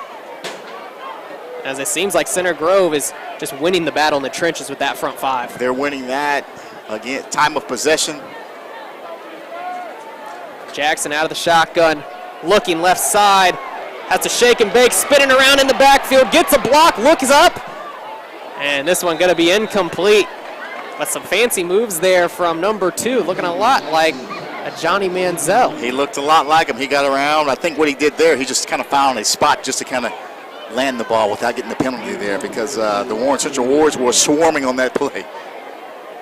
2nd and 10 now for Center Grove, and this is where Warren Central's defense tightened up, bend but don't break mentality in that first drive.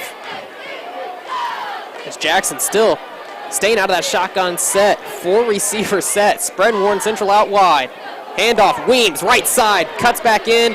He'll be chopped down at the 30-yard line.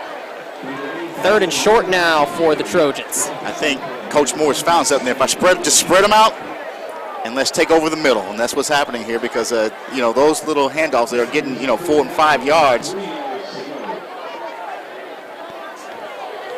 3rd and 3 for Center Grove, knocking on the door yet again. Again, Jackson out of the shotgun, 4 down for Warren Central. Handoff Weems, same play, cuts it back up, gets to the 24-yard line, 1st down, Center Grove. Like you said, if it ain't broke, don't fix it. Don't fix it. Just keep running. Just exploiting that middle there. Again, Center Grove just controlling this clock, coming up on 2 minutes to go in this first quarter. And I cannot recall in my recollection how many times we've seen Center Grove go out of the shotgun and get away from that wing tee. You know, didn't expect that, you know what I mean? But again, Mitchell Evans back in the game. See Goins now with it, left side. He's going to get brought up off his feet. Big hit there from Marcus Cross and the Warren Central defense. I'll tell you what, that's the way. They grabbed him, lifted him, and then delivered him to the ground there for a short game.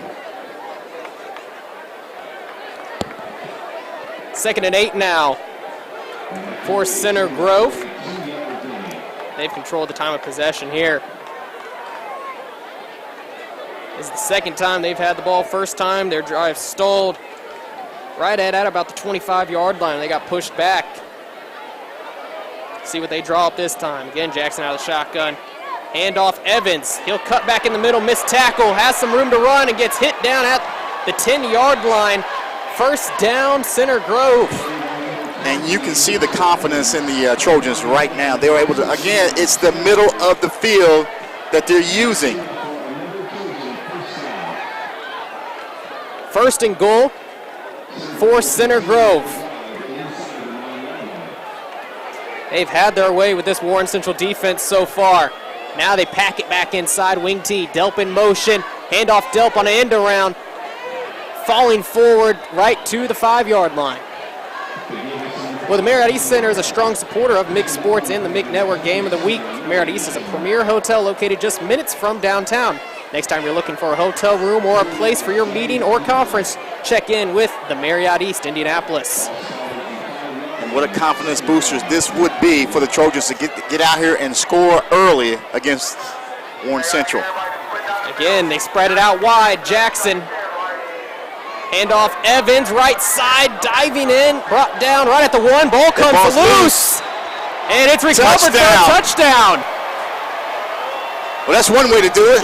How about that? Harrison Luck jumping on it for Center Grove, and that's how the first points get on the board of this season for the Center Grove Trojans.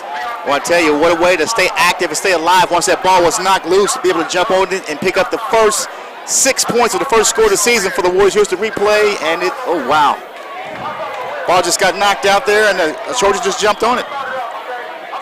And how about that for Harrison Luck, backup quarterback, played a little bit last year. Taven Jackson comes in, takes the starting spot, and Harrison Luck moved out, kind of a receiver, a split inside, and has done his job phenomenally for the team. And scores the first 6 of the season, too. Absolutely. Watson hits the extra point right through. So 7-0 with 9 seconds to go in the first quarter. Center Grove making a statement here in this first quarter. Totally dominated the time. They're moving the ball down the field at their pace, and the Warren Central Warriors have seemed to come up with nothing to slow them down at this point. There's been no resistance on that defensive side of the ball for Warren Central in that last possession. I mean, it looked just like Center Grove spread them out. You knew what they were going to run, and they were just winning the battle up front. Those front 5 for Center Grove, and Drew Steimel, Ethan Crow, Luke Piper, those guys were just clearing the way and getting to the second level to give their running backs an easy 5-6 yards every time. Absolutely. And Warren, you know, you lose 40 guys, you lose 40 seniors, it's going to take some time to gel an offense. And again, the first game of the season, you open up against a team of this caliber, it's going to take a little time. So again, we're just through the first quarter, but things have got to change if the Warriors are going to be able to maintain, you know, their championship, you know, mantra, if you will. Absolutely. Signature here from Center Grove. Get the play call right at the kick. We'll drop back into the set. Watson has it teed up. It looks like he's going for an onside kick. That's what it looks like. And he just kicks it to about the 30-yard line. It's fumbled on the ground, picked up again by Warren Central.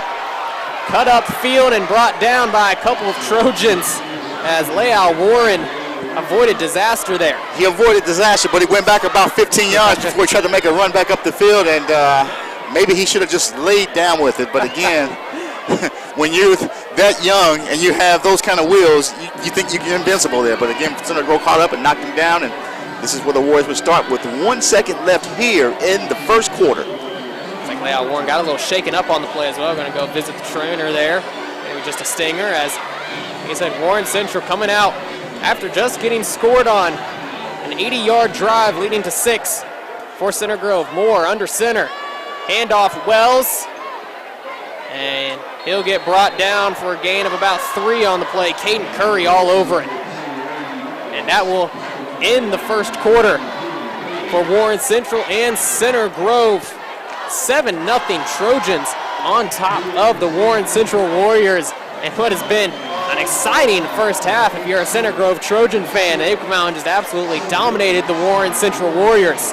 We're going to send it down to Josh Ayen, who's down on the sideline for us. Josh, go ahead and take it away. Much better start for Center Grove compared to the 2 matchups from last year. Mitchell Evans and Connor Delps leading the way for Center Grove, and that's something that Coach Eric Moore was really high on heading into the season, the overall balance of this offense. And you were seeing that even without Carson Steele at running back. Meanwhile, for Warren Central, the biggest focus on their sideline, more attention to detail. And you saw that with that last touchdown drive, that they'll need to fix a few things if they're going to get back into this ball game. Let's take a quick commercial break. We will be right back.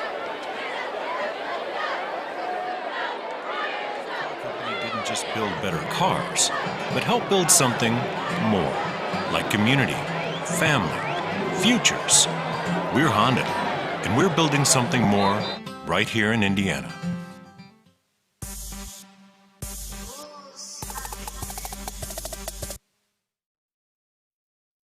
Central High School, the site of your MIG Network game of the week between the Warren Central Warriors and the Center Grove Trojans. 7-0 is the score as Trojans just scored on the last possession, as Wells spinning his way forward, gets a first down up to the 36-yard line for Warren Central, as have a player a little slow to get up for Center Grove on the back end, as that was LJ Weems. That was a nice hard run by Wells. He just got the ball and busted through that line and moved the chains for the Warriors. Been about the only bright spot offensively for Warren Central, as their last series stalled. Only second time they've touched the ball with Kobe Moore under center. Again, handoff Wells. He'll drop forward to the 39-yard line, as might be in a little bit of a dogfight here with Center Grove and Warren Central. And it looks like the Warriors are trying to establish a run before they do anything else, because they were not able to do that on the first possession. So here, let's try to get some rhythm, guys, is what Coach West is thinking. Moore out of the shotgun, looking, quick pass for Allen. That's going to be incomplete, left it a little short. Rushed it. It doesn't look like Kobe Moore is quite in sync with his receivers yet. Not yet. Again, that's going to take time. This is a big stage for anybody, let alone opener against Center Grove. Once again, Kobe Moore taking over the quarterback duties about a month ago. Up until then, he was a tight end for Warren Central. A quick quarterback change as out there commanding this Warrior offense. And snap on the ground, Moore just gets back on it, crawling to it. That ball is going to be down at about the 28-yard line. And a disastrous third down play there for Warren Central. And just like in basketball, unforced errors will kill you. Absolutely, and we talked about last season where it was Center Grove that had a couple of the errors to start the game. This year, Warren Central's having a very tough time starting out to this game. As Center Grove's come out and thrown the first punch. They have. Again, the Warriors have not been able to find any rhythm up to this point. Delp and Veith back to return, sitting at their own 40. Wells at the 15, lets the boot go. Be fielded by Veith, rolls out left side, has a little bit of room and is brought down by Andrew Nelson just before he gets to the 50-yard line. And that was an outstanding open field tackle there, because there was daylight all up that sideline if he'd have gotten loose there. Well, a short field to work with now for Center Grove. Working about half a field, and we saw what they could do with 80 yards last time. Taven Jackson just commanding this Center Grove offense. And Warren Central has to come out and make a statement right now in this possession. Let's see if any adjustments have been made from that first quarter. Ball on the far left hash for Ethan Crow. Snap to Jackson, handoff, Evans, right side, gets to the edge, flag comes in, and he'll be pushed out of bounds right at the 46-yard line. So that might be coming back. We'll see what happens here, but looks like the Warriors played that a little bit better. They kind of stretched it out. But let's see what the penalty flags here on this play. It's going to be holding against the Center Grove Trojans. Trojans' first penalty of the ball game, as you said, will be a holding call, and that will push them back 10 yards. It's going to be right at, it's like the line of scrimmage as well.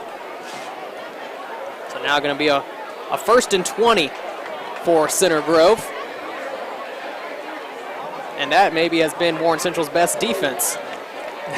It all helps. It doesn't matter. It all helps. So let's see how the Warriors respond here. You got them pinned back a little bit. See if you can keep them pinned. 1st and 20 from their own 39-yard line. Center Grove coming out in the shotgun set. Weems just to Jackson's left side, and now we have an official timeout. Blood on the uniform, maybe? Yeah, looks like Ethan Crow, the All-State center, has to come out, has a little blood on him. So immediately into the game for him will be Caden Frieden, the junior. What happens if they're wearing their home reds? Do you see that? Do you stop? As we'll get back to the action, Weems to Jackson's left in the backfield. And again, zone read to him. Weems right up the middle. Good enough for about 4 on the play. And again, it's back to that middle. It's the same play. It's the same play. I mean, you know, if you get 3 and 4 and 5 yards per play, you're going to move the chains. And keep the clock going as well. Again, time of possession here has got to be unbelievable at this point. And Center Grove favoring time of possession as we see Ethan Crow right back into the ball game. Got the blood situation taken care of. And again, Jackson play action, looking left side under pressure, has a hole up the middle, and will dive forward right at the 49-yard line as we see an official go to the ground. He kind of got used as a pick there by Jackson. Well, I tell you what, if you're out there, you're going to be part of the play. But I tell you, I like what I see from Jackson. He's able to use his legs to scramble and get up the field. Well, it's back to 3rd and 10 from that 49-yard line. A couple late substitutions come in for Warren Central defensively. 3rd and 10, Jackson out of the shotgun, 4 receivers. Jackson looking, scrambling, whips one out to Weems in the flat, and he'll be brought down just shy of a 1st down, and he's going to stay down. It was a big hit. That was a huge hit. By Leal Warren. I tell you what, he's had his name, called quite a few times tonight, but I tell you what, he saved the 1st down there. That was a great hit. And this is just shy by about 2 yards. Going to be 4th and 2 for Center Grove as Weems is going to go to the sideline and get checked out. We hope that he'll be able to return off the big hit by Leal Warren. This is definitely, looks like maybe 4 down territory. But no, looks like Center Grove's going to look to punt. Mitchell Evans is dropping back to punt. Looks like Warren Central is trying to figure out what's going on here. They're running guys on the field late. The play clock running down here, 1 second. And they are not. Oh, they're going to let it get off here as Evans boots this one away. Price back to return. He'll let it drop. And that will go into the end zone for a touchback. Boy, I tell you, there was a lot going on that play. I mean, both teams are running guys in and off the field. The play clock is running down, and they finally got the kick away, and it gets into the end zone. Well, we'd like to take this time to thank Brand Visions for their support of the MIG Network. For all of your sport or club apparel needs, your best play is Brand Visions. Looking for club t-shirts, company apparel, or team uniforms, Brand Visions will customize a look unique to your organization. No job is too big or too small for them. See what they can do for you at thebrandvision.com. So under 8 to go in this first half. Warren Central hasn't had much working for them offensively. Finally got themselves a stop here against Center Grove. Decided to punt it away and played the field position game. Warren Central taking over at their own 20-yard line. 7-0 Center Grove. Moore under center. Hand off to Wells. Left side has a hole. Breaks one tackle and falls forward to the 31-yard line. First down run for Randy Wells and the Warriors. And when he's able to pick up a head of steam and get the ball and just run hard, he moves the ball off the field.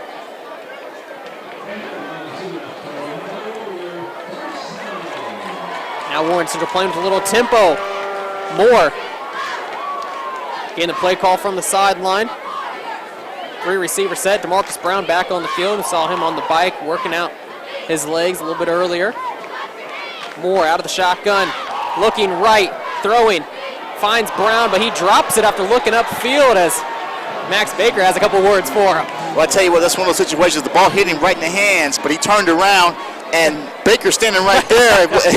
Ready to gobble him up. Yeah, am I going to be able to take this hit and hold on to the ball? Well, first things first, catch the ball. How about Max Baker, 6'2", 185.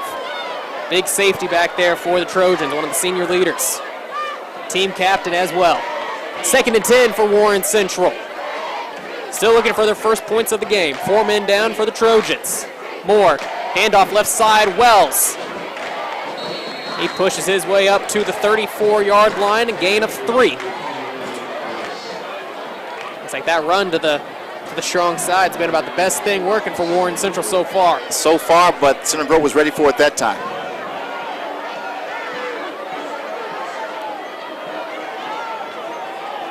Third and 7. Moore again out of the shotgun. Trojans sitting back right on that 41-yard line is the marker to get. Moore under pressure from Curry.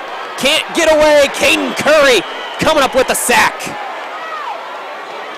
I'll tell you, this Center Grove defense has come to play tonight. And once again, we talk about the future. Caden Curry, a sophomore, standing at 6'5", 250. Look at this. Gets past his man and holds on for dear life, gets the legs, and Kobe Moore goes down. I'll tell you what I thought. Kobe Moore thought he could probably get away there, but just too fast. So again, a big defensive stand there for Center Grove as Fife and Delp stand at their own 35. Wells punting from his 20. End over end punt, gonna stay short as Fife calls for the fair catch, and he'll grab it right at the 42-yard line. So again, we reset it, short field for Center Grove, just under 6 minutes to go. Well, I'll tell you, when you keep giving these guys that type of field position, at some point it's going to come and come back to burn you.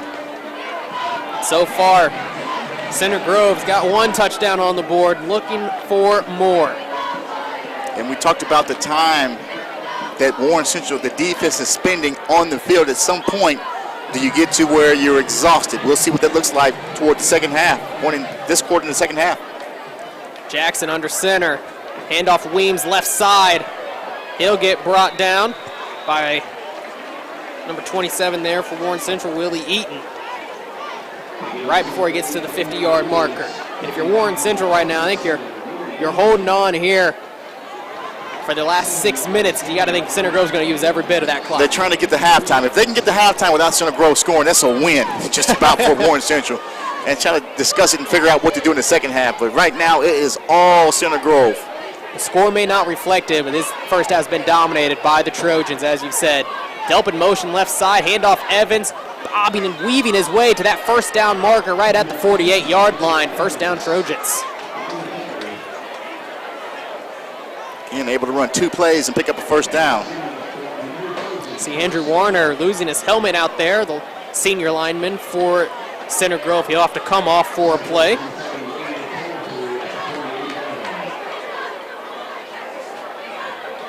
Here comes a play call from the sideline, and Trojans really milking that clock right now. Going full huddle, 1st and 10 now on your opponent's side of the field. And again, Jackson under center.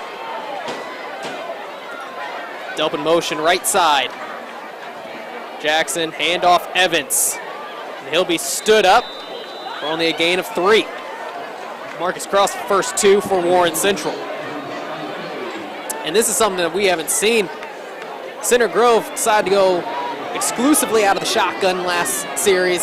Now exclusively going under center. You just keep throwing different looks at Warren Central's defense and keeping them on their toes. You keep mixing it up and mixing it up like that and keep the guys guessing back there on the Warren Central side. 2nd and 7, coming up on 4 minutes to play in this first half. Jackson, play action, looking, under pressure, shaking and baking, diving down just inside the 40-yard line, and a late flag coming in. Looks like that's going to be a late hit, but I tell you what, That was an excellent play call, and I like the way he hid the ball there and let the defenders run by him, and he just took off and went up the field on that. But I think they're probably going to get a late hit here on the Warriors. Yeah, Jackson took a shot there at the end. It is going to be a late hit on Warren Central. See Jackson, like you said, holding it back, making a couple men miss. And there's the hit right there, and that's going to be on Javion Stanberry, just lowering his shoulder right into him. So there's, again, unforced errors there for Warren Central. 15-yard penalty, puts the ball almost to the red zone, ball at the 24-yard line. And it looked worse in live action than it did on replay. Let's just say that. That didn't look like it was that bad. But a gift of 15 yards as now Jackson goes out of the shotgun. Weems to his left in the backfield. Handoff Weems up the middle. Diving past the center up to the 17-yard line. Under 4 to go in this first half. So Weems up the middle. That's been their best. That's the best area they've exploited that all night long, just right up the middle. And the Trojans from the opening kickoff have come out ready to play. Really knocking this Warren Central defense around. Jackson out of the shotgun. Weems to his right this time. Handoff again up the middle. Breaks the tackle. Ball comes loose. It's recovered by Warren Central at the 10-yard line. And an absolute gift from the Center Grove offense as Weems had it knocked away. And if you look at the Warren Central, the bench over there, everybody is excited. They needed that play right there. They needed that. As we take a look at this again, right there, falling down on it. It looks like Taz Relford got his hand in there and poked it loose. And recovered there by big old number 95 there for Warren Central, Jaden Perkins. And there's the turnover belt, the blood belt for Warren Central. Jaden Perkins gets to wear it for the first time for the Warren Central Warriors in this 2019 season. So 3:25 to go. Turnover in the red zone for the Trojans. Gives the ball back to Warren Central on the 10-yard line. Moore out of shotgun, looking down the field, throws it up and well overthrows Derek Allen. Good coverage, however, from Matt Soderman. Well, I still think, if you're Warren Central, you got to establish a run, which they have not done tonight. Again, they've run a couple to the strong side, and Wells has looked good, but they've got to do something else. If they get the ball back to the Trojans here on another short field, it could be disastrous if they do put up points before they go in to the locker room.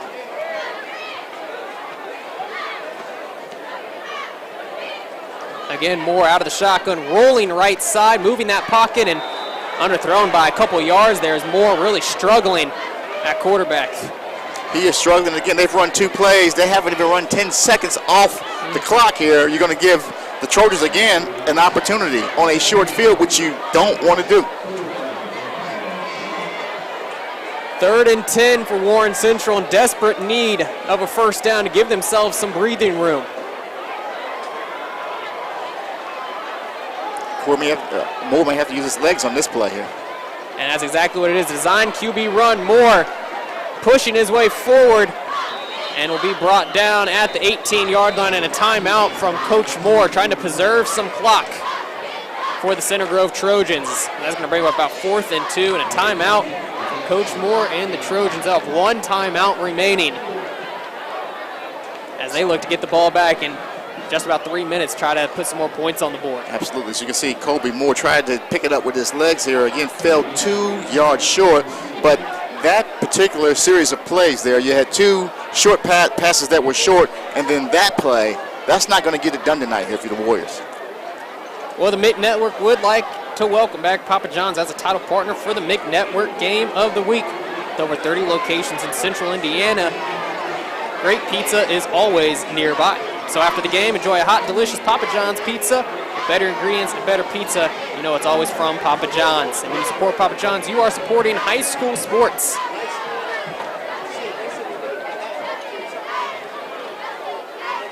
Fourth and 2 from the 18-yard line. You got to think Warren Central is going to look to punt here and play it safe. As safe as you could play it here.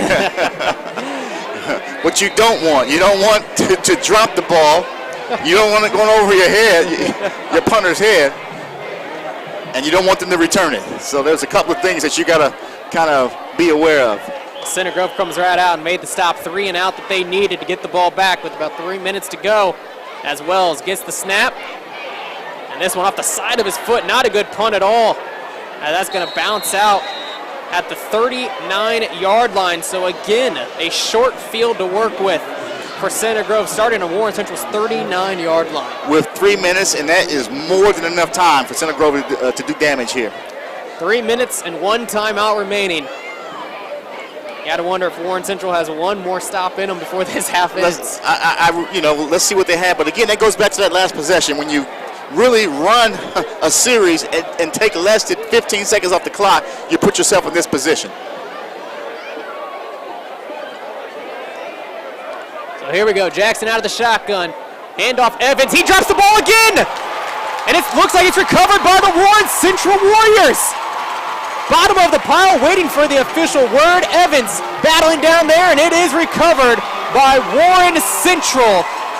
Andrew Nelson hopping on the ball, and again, a fumble diminishing the drive from the Trojans. And you see right there, Evans just losing it. And I was just talking about how the demise of Warren Central, what do I know? Wow. 2 big fumbles from the Trojans. I've just been gifted to this Warren Central team as this offense has to get something moving here. Then another look at the turnover belt for Warren Central. Andrew Nelson, the junior linebacker, wearing it proudly. And now again, a timeout called by Coach Moore, going to use his final timeout of this half with just under 3 minutes to go. 7-0 Center Grove with the lead. And it feels like it should be much more than that. It feels like it should be much more. And if Center Grove ends up losing this game tonight, they're going to point to these opportunities that they had in the first half with these fumbles. You get the ball back at the 40-yard line with 3 minutes left in the half. That's plenty of time to go down and punch it in or get something positive out of it. And you turn the ball over and give it back to Warren Central. But this is something that we've praised, these young guys out there for the Trojans. That also comes with the youth. The inexperienced 2 sophomores fumbling out there. That's something that's going to come with the first game. That's something that you think Coach Moore and the Trojans will have fixed come later on in the season. And absolutely, in those situations right there, that's probably Carson Steele getting the ball there, and he's not fumbling. Not at all, not at all. And I tell you what, we can't wait for him to get back and wish him a speedy recovery as well with the Center Grove Trojans. We can't wait to see the Warhorse back out there. The Warhorse. I mean, there's nothing. I love seeing him get out there in open field. There's nothing better.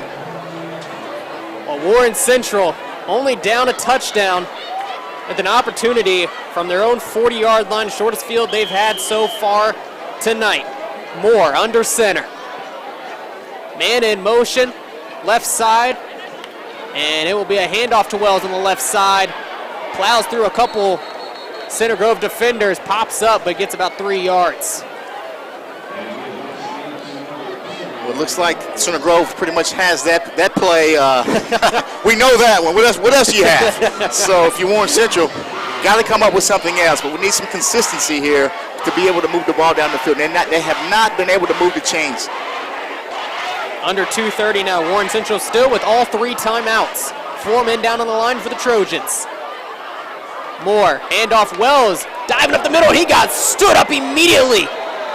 What a play by Gabe Boyd. I tell you what, Gabe Boyd went through there and he just really put a shoulder in there and knocked him down. Nothing there in the middle. Boyd with 45 tackles last year, picking up right where he left off. Look at this play right here in the middle. Wells diving in. Oh, right there. I'll go high, you go low, he said to LJ Weems. Big play there from the Center Grove defense. As now Warren Central looking at a 3rd and 5 from the 45-yard line. Allen in motion. And again, snap goes on the ground. Moore has to tumble back on it. And just disastrous there as looks like Hernandez and Moore have not been on the same page at all. And that can kind of sum up the Warren Central offense this night. And again, we talked about, up until a couple of, he was a tight end. So now he's he's a quarterback, so there's going to be an opportunity for those guys to kind of gel, but it's just hasn't happened so far tonight. Well, Warren Central letting this play clock run as it's down Inside 5 as Coach West wants this clock to bleed as much as possible. And he'll get the timeout here with 57 seconds left to go. Center Grove, no timeouts remaining. And Warren Central just cannot seem to capitalize on the offensive end. They cannot, and you know, football's a game of strategy. At this point, Coach West is just trying to get into the locker room at this point. You know, that's the strategy. Let's get off the field and let's go have a conversation to figure out what we can do in the second half. But right now, it's all Center Grove. Well, if you look at Center Grove and their drive chart here, they started out, walked all the way down the field, had a turnover there towards the end zone, where they got sacked back for a loss on Taven Jackson's first series under center. Then they come right back down, end up getting a touchdown off of the Harrison Luck fumble touchdown. Look at that. Easy Boyd standing him up there. And look at the excitement. He's happy. As the Trojans really have had their way. A couple fumbles and turnovers here, and they've really dominated this game. And think about it, even their touchdown was off of a fumble. Absolutely. And, you know, I forgot about that. Yeah, it was Luck. I mean, exactly. It was Luck who had Luck and got the touchdown. And like you said, Warren Central has to be ecstatic that they're only down 7-0 right now, as they've had, you know, 4 straight punts, looking at 5 straight punts now. It could be very easily 28-0 right now. Only a few first downs to their name. Randy Wells back to punt. Python Delp back to return from their own 30. Better punt here from Wells as Vythe hits the fair catch right at the 31-yard line. So 49 seconds to go. No timeouts remaining for the Trojans. We'll see if Coach Moore likes to play this safe or maybe let Taven Jackson create something. I'll tell you what, he's an athlete, and you know, he can move with his legs, and he can probably get out there and get you a little bit. It's going to be a little bit different than what they had last year. And MIC Network is proud to bring you sports action from the best conference in the state for a 4th straight year. We want to thank our distribution partners of the year, WTHR and IndyStar.com. When you think of MIC Sports, make sure you think of the MIC Network. Delp in motion, sweep to the left side, gets to the edge, gets out in open space, and chopped down there at the 41-yard line. And going to be just shy of a first down. 9-yard gain for Delp as the clock will continue to run. And it looks like we're going to have to run one more play before this half can end. Delp, dangerous when he gets to the edge. You see him right there, cut it back upfield. Safety waiting for him there, Willie Eaton. Jackson out of the shotgun, 15 seconds to go. High snap, handoff Weems. He'll get cut down just before the 45-yard line, but a flag on the far side is going to be an illegal formation there on the Center Grove Trojans. And that's one way to slow them down, but again, they've had their way. They're running the plays that they want, and they're getting what they want out of the plays, pretty much. 9 seconds to go in this first half.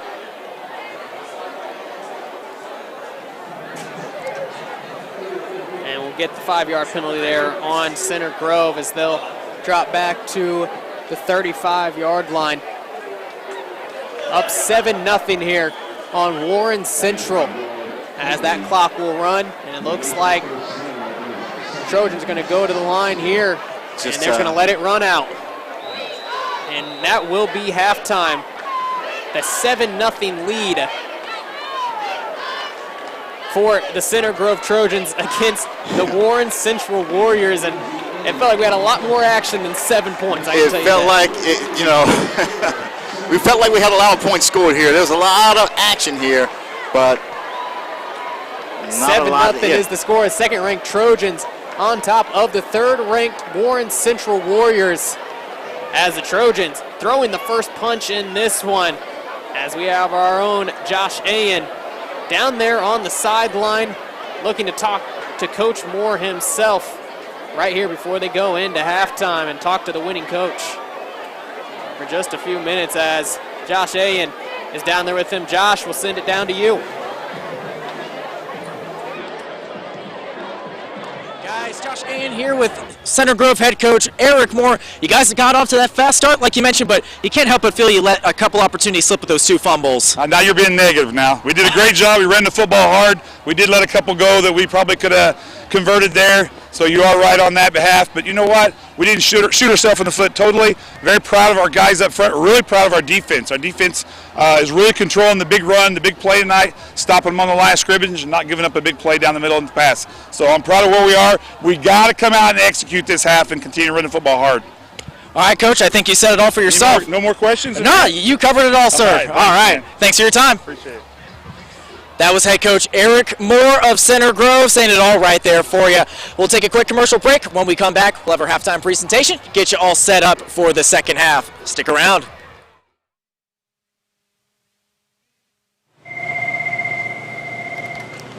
Thank you, Colin Pop Jones. Cumberland, this is Kyle speaking.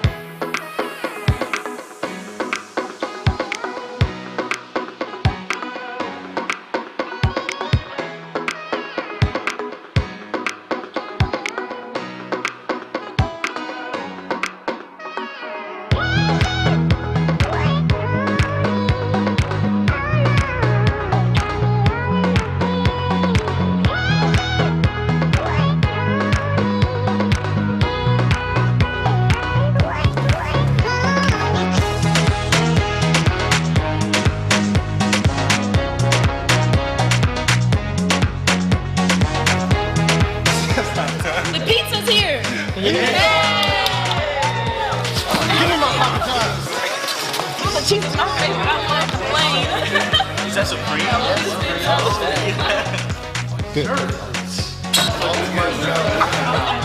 Chicken. I really like network name is They scored touchdowns here. You gotta be able to get these guys off the field to get ready for the next one. Yeah.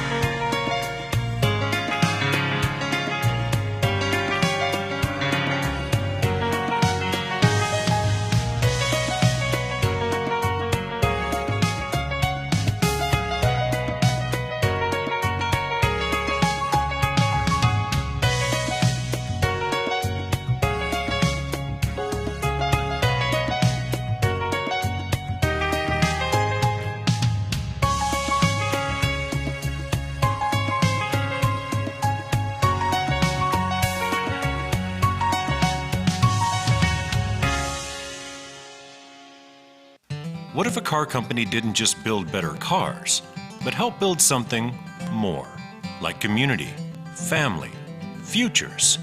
We're Honda, and we're building something more right here in Indiana.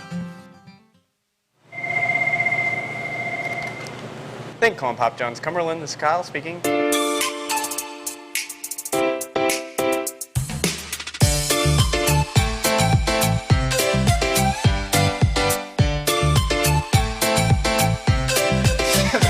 The pizza's here.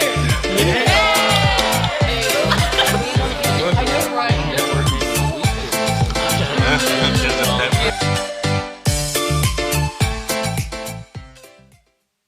What if a car company didn't just build better cars, but help build something more, like community, family, futures? We're Honda, and we're building something more right here in Indiana. We're back here at Warren Central in the pit, baby. Yeah, we are. It's finally first down weekend. And you see, we got Dempsey Kellerman out here tonight. They may have started off a little bit rough, but I think they're going to bring it back this next half. What are you thinking? Yeah, I'm thinking they're gonna get it because this band's right here. Can't wait to see them go out there and get this comeback. Yeah, you tell them. This first half. Good. I think we're gonna come back, score multiple points on the field, and more. Yeah, you tell them. Yeah. Hey, so the offense was a little slow. What do you think they're gonna do to get it back? I think they should hand the ball off more or look deep down. Yeah. And how do you think their defense is looking tonight? I say the defense is looking good. Picking up them. They've been getting a couple sacks, turnovers. You know, they've been holding up the belt. We're doing good. Yeah, you're right. But the real important question is, what's your favorite cheer? What's your favorite chant? I think mine is do it, yeah. Do it. All right, can we get do it, Warren? Can we hear do it? Hey, do it, come on. How we doing? Do it. Are we ready? Yeah, we ready. All right. Do it. Do it. Do it. Do it. Do it. Do it. Do it. Do it. Do it. Do it. Do it. Do it. Stop. Is proud to present the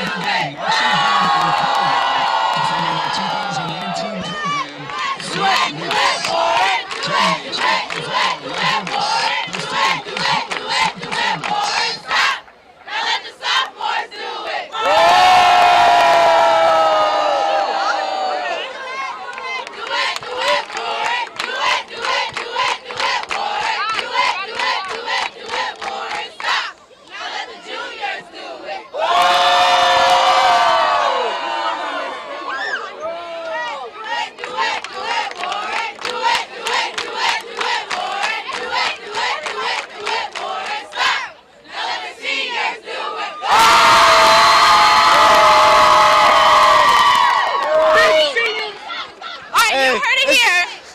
It sounds like Warren Central's fans have a lot of confidence in their team. Yep, they are hyped for Men in Black Night tonight. Let's see if they can pull through the second half, and let's see what Center Grove has to bring.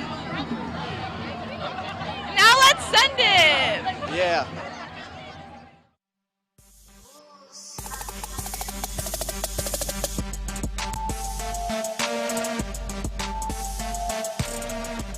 Get a little bit away from football. What would you guys say that your favorite subject at school is? I like science. History is probably my favorite. It's kind of hard to keep my attention. I'm a jittery person. History can sit me down and I can actually pay attention to that class, so that's really nice. I do like that. Chemistry, physics, and probably English.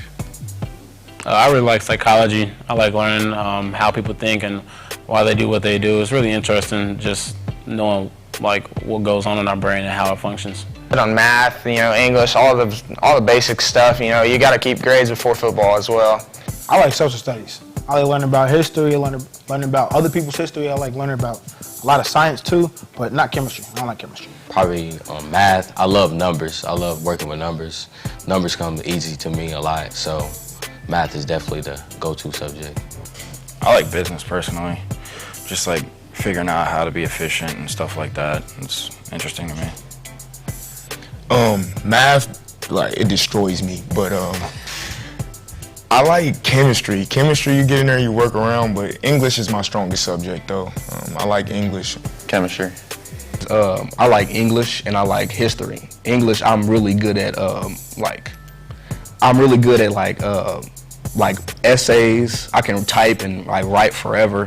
Math and all those other core classes, like the business classes, those are always fun. I try to keep my grades up so I can keep playing football. Kind of medical kind of guy, like health and human body and all that. I took anatomy last year.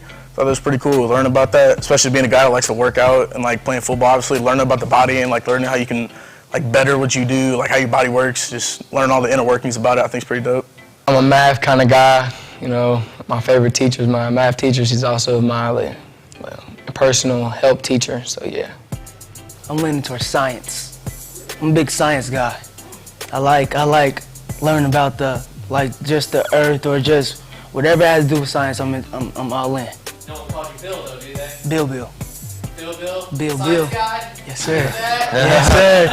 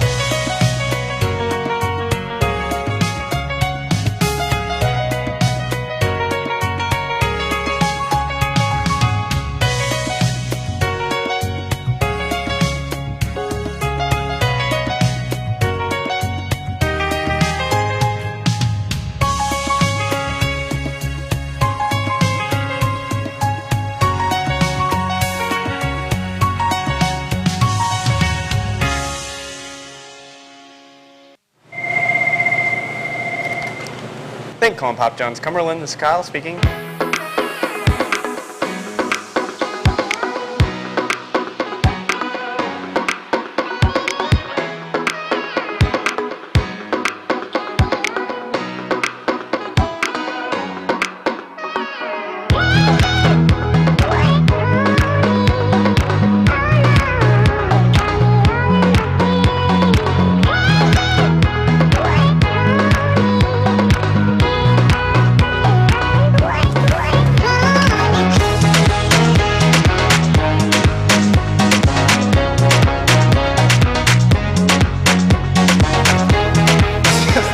The pizza's here!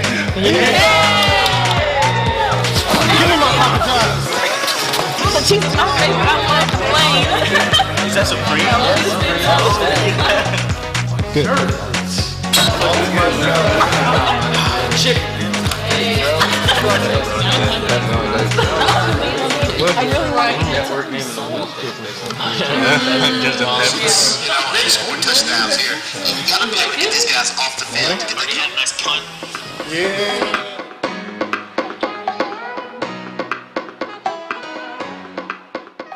Welcome back to Warren Central High School, the site of your top 5 MIC Network game of the week between the second-ranked Trojans and the third-ranked Warren Central Warriors. I'm Logan Ellison, joined by Daryl Morton Jr. The score is 7-0 in favor of the Center Grove Trojans, but we think it probably should be a little more than that. It was a good old-school fashion beatdown. Well, I'll tell you what, Center Grove is doing what they want. They're moving the ball up and down the field.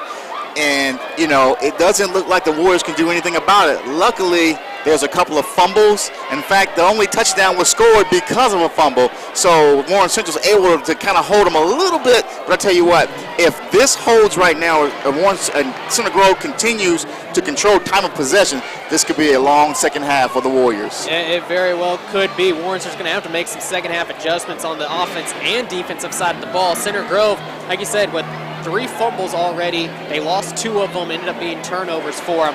That was real tough for them and scoring the football. But Taven Jackson has definitely passed the first test as a sophomore. As we take a look at some of his highlights and some of these other sophomores that are out there tearing it up right now with Mitchell Evans and Daniel Weems. I mean, those guys are just been breaking apart Warren Central. And there's the touchdown right there. You see where Evans loses it. Luck jumps right on it. And what I like, what I'm seeing from Center Grove is they kind of changed it up. We see they go from the shotgun or they go from under center. Again, it's kind of giving a couple of wrinkles they're throwing at the Warren Central Warriors, and they haven't been able to figure it out here at all. No, they haven't been able to figure it out, and this is something that they've really been struggling with here. If you're Warren Central, I mean, they haven't been able to stop the run out of the spread from Center Grove, as those guys are getting 2-3 yards with ease, and Jackson has done a nice job really working the offense and being a good game manager. We talked to Coach Moore earlier. He said we don't need him to win us a game. We just can't have him losing us a game. And I'd say he's done that very well so far. But if you're Warren Central, what are some of the adjustments do you think they need to do to slow down this Center Grove offense? Well, I'll tell you what, you know, it looks like they're a little confused back there. Again, you know, when you allow guys to run that wing T and then they drop back into that shotgun, it's kind of confusing, and that is what's happening to the Warriors right now. They're not sure what to jump in to slow down this attack right now. There's another fumble recovered for you there as Warren Central getting ready to come back out for second half of play. Only down by 7 to the visiting Center Grove Trojans. That feels like a win for them. And we're going to send it down to the third member of our crew, to Josh Ain, who's down on the sideline. Josh, go ahead and take it away.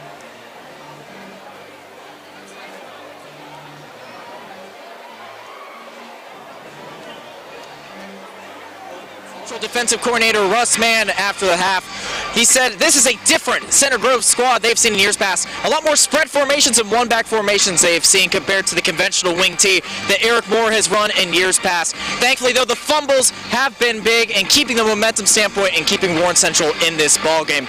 Meanwhile, offensively, they need to make a few adjustments, but really it just comes down to a matter of execution. We'll see if Warren Central can clean things up in the second half. Let's turn it back up to the guys at the desk.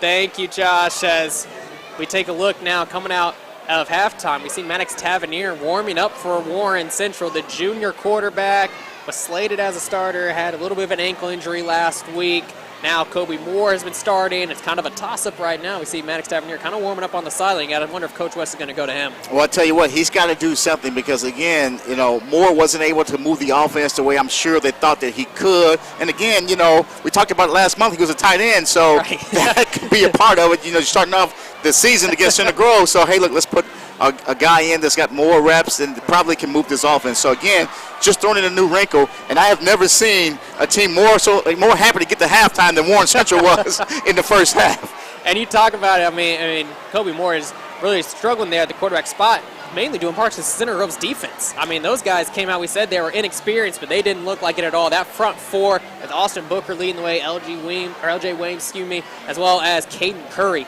Those guys were absolutely gobbling up the offensive line of Warren Central. Well, again, you know, if you're Center Grove, you know you're going to be motivated. You know every year who you're going to open the season against, and the way it ended last year, they're coming in here ready tonight. Absolutely, and once again, Center Grove's doing all of this without their star running back, the Warhorse, Carson Steele, who's out for this game with an apparent leg injury. We don't know the extent of it as well. Coach Moore not elaborating on that at all, but they're doing that without Carson Steele, and he's out down there in street clothes. Well, I'll tell you what, this is an opportunity for Center Grove to find other guys that they can lean on, and they have done that tonight. And, you know, let's see if they can holds up in the second half. Well, it was all Center Grove in that first half. The sun is starting to set here on the east side of Indianapolis, but the Trojans come in to start the third quarter with a 7-0 lead over the defending state champs, the Warren Central Warriors. As it looks like we're getting ready to tee this ball off, and both teams came out here ready to go, but we still have a couple minutes on the clock for both of these teams, as Warren Central, he said, one of the most eager teams to get to halftime, but very lucky to find themselves only down by 7. You wonder if there is going to be a quarterback change, as Kobe Moore is going to stay at quarterback, who's going to be commanding the offense, as it feels like really anybody could take this one. Well, I'll tell you what, you know, they've got to find something. And what we saw from Moore, not only today, but what we saw last week, even in the scrimmage, he looked a lot better then. But again, the competition level has heightened here tonight. Let's see who they're going to go with in the second half. When we come back, we'll have kickoff for you of the second half between Warren Central and Center Grove right here on the MIG Network.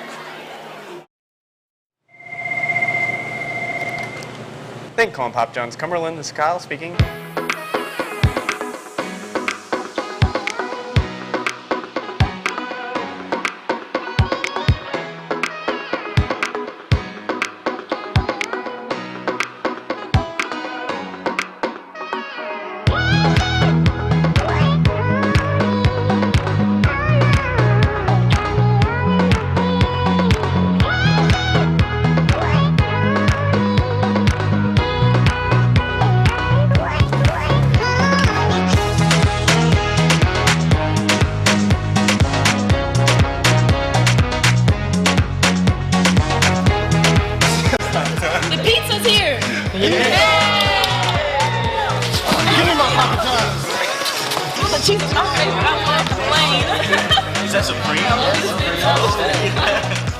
Good.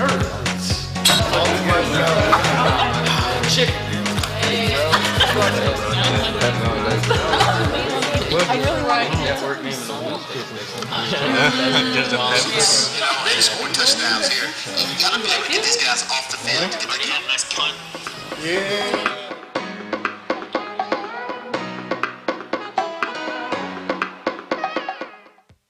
What if a car company didn't just build better cars, but help build something more, like community, family, futures?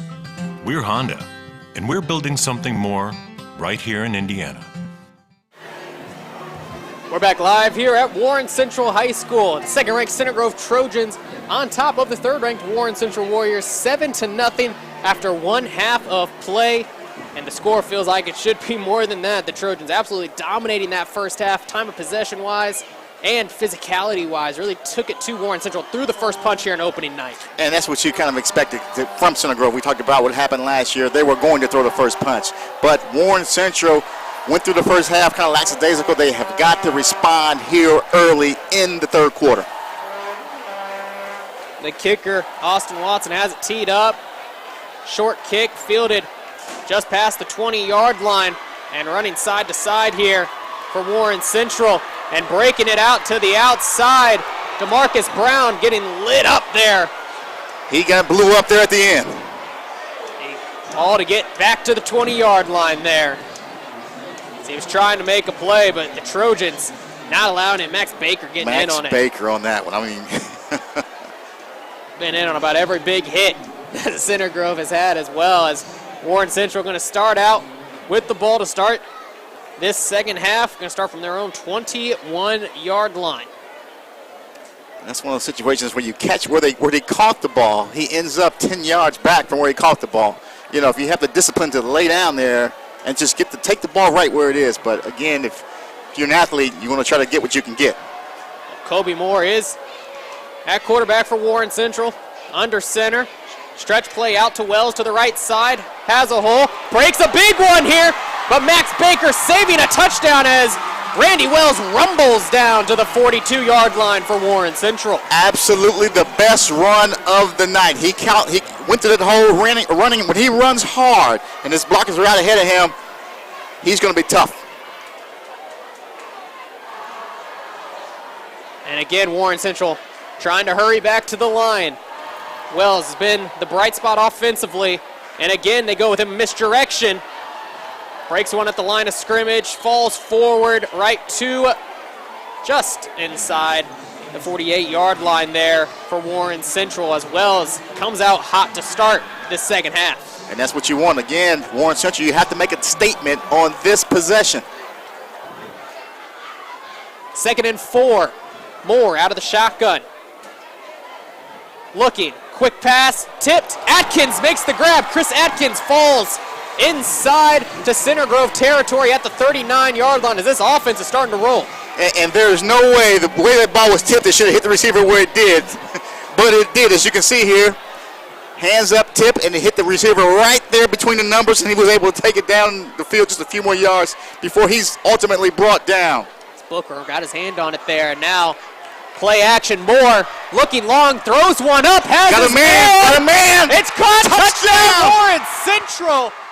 Out there, Eli Price making the grab, going one-on-one against Brayton Spitter. No flags on the field. Warren Central back into this ball game. What did Coach West say at halftime? I want to know what he said. Unbelievable. Josh has got to get on that, buddy. My goodness, Kobe Moore comes out, throws a dart with a man in his face, lobs it right up there. What is that, 4 plays? 4 plays, and they're in the end zone here in the second half, and they couldn't move it at all in the first half? Right there, Curry almost getting to him. Throws it up, waits for it, grabs it in for 6. Joe Jackson out for the extra point. Low snap. Jackson gets it up and in, though. And we're tied at 7. Just a few minutes in. My goodness. Warren Central had to come out here and make a statement early here in the third quarter, and they have done that. My goodness. A 39-yard touchdown pass. Moore to Price. Ties it up at 7 apiece.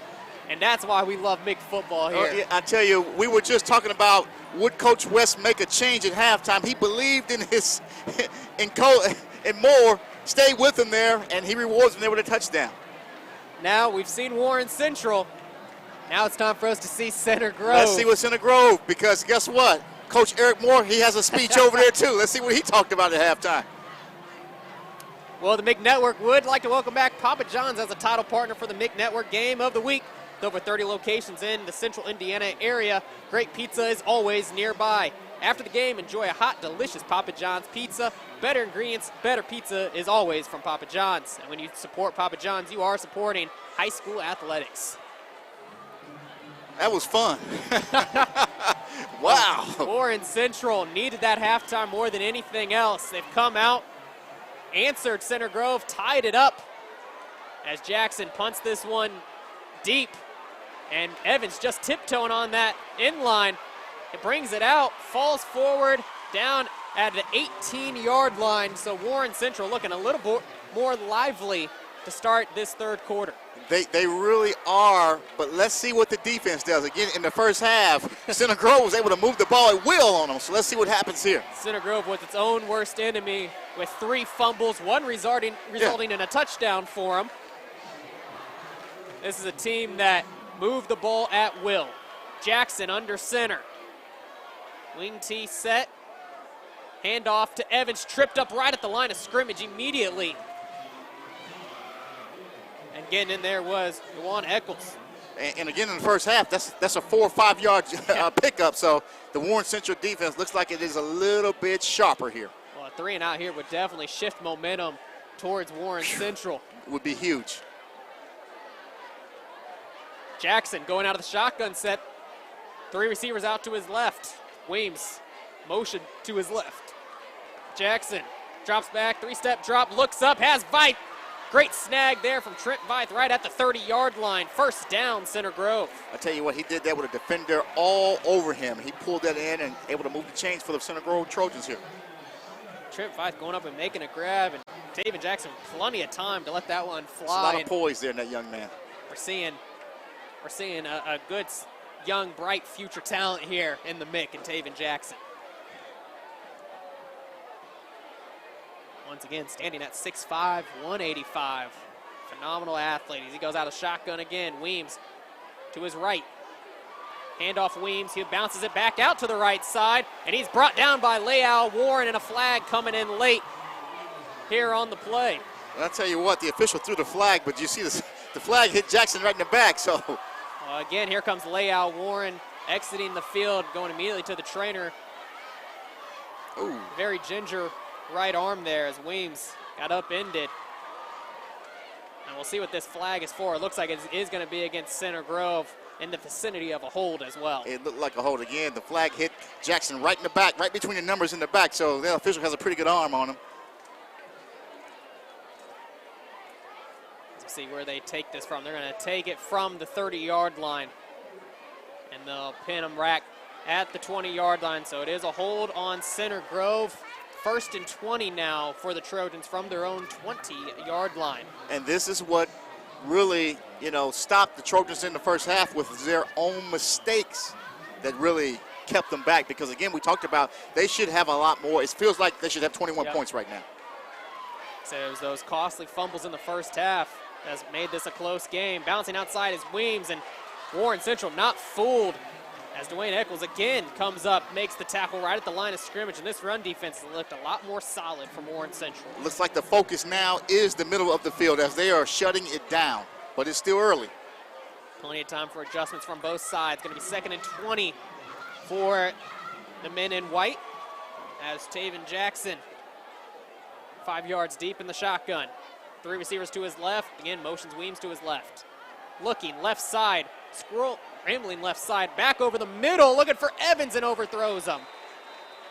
I'll tell you what, it looked like he had him there if he'd have got that ball there. A little bit of contact in the secondary there with Willie Eaton, but ball just overthrown, but still a nice strike there from Jackson with the arm strength. I mean, he threw that ball at least 30 yards down the field. He did, but also the offensive line gave him the adequate amount of time to even, see the guy down the field that far.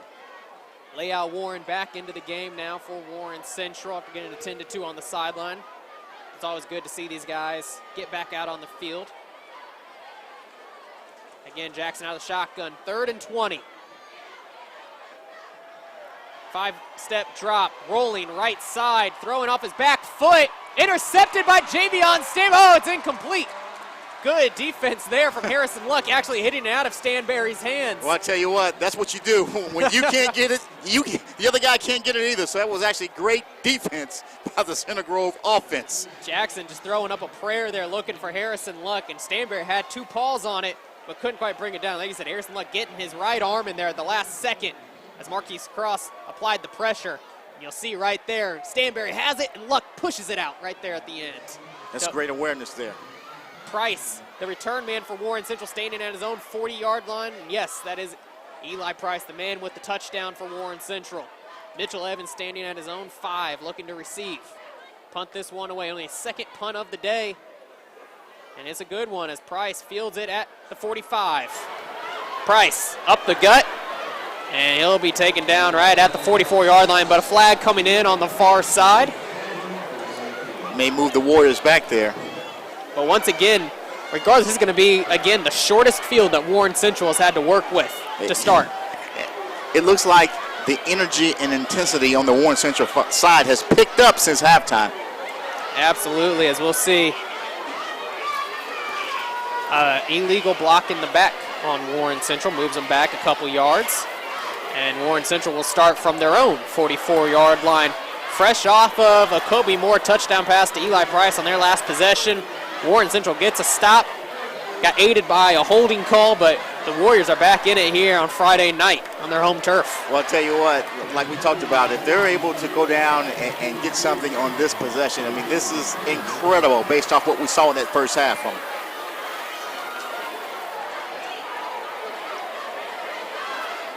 Again, Moore under center, trips up on the play, and they're going to call him dead as he dropped at the 40-yard line. Can't tell if he got his foot stepped on or if he just fell backwards a little bit there, if there was a little bit of a breeze out. That could have been dangerous because he tried to handle it off, and that ball got loose there, and if the officials don't call him down, Center Grove's going the other way with 6. Absolutely. So now going to be 2nd and 13 with 8 minutes to go in the third quarter. They said, forget the drop. We're going to put Moore back in the shotgun. Stay back there. It can't happen from back here. Well, at least it shouldn't. Moore scrambling right side. Sidearms it to Chris Atkins.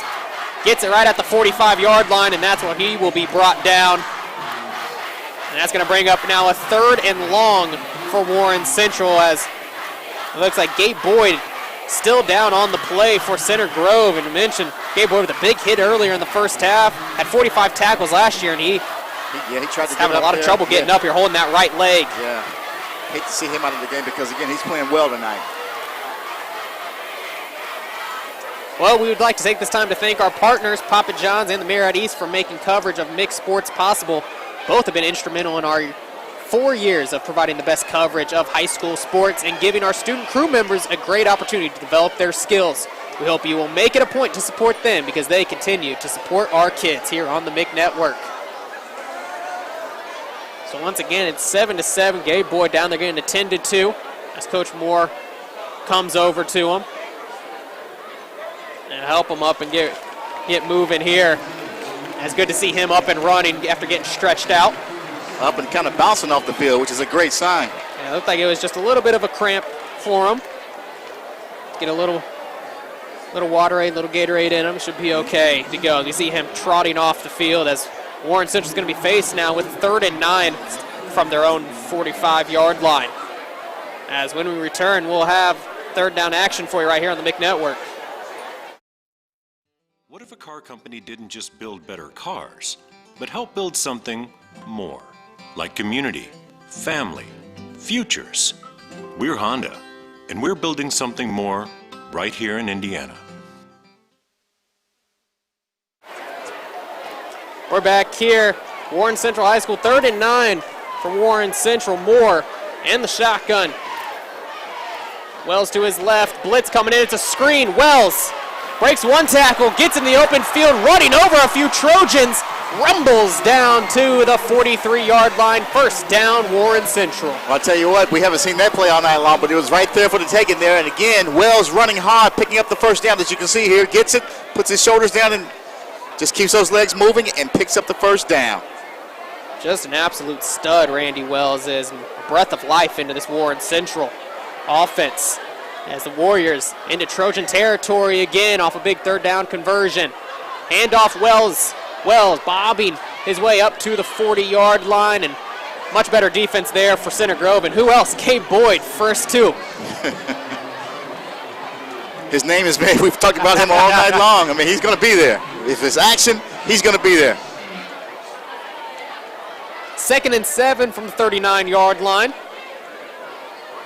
Kobe Moore again out of the shotgun set. Allen and Price on the top side of your screen. Chris Atkins on the bottom side to the right for Warren Central at the wideout spot.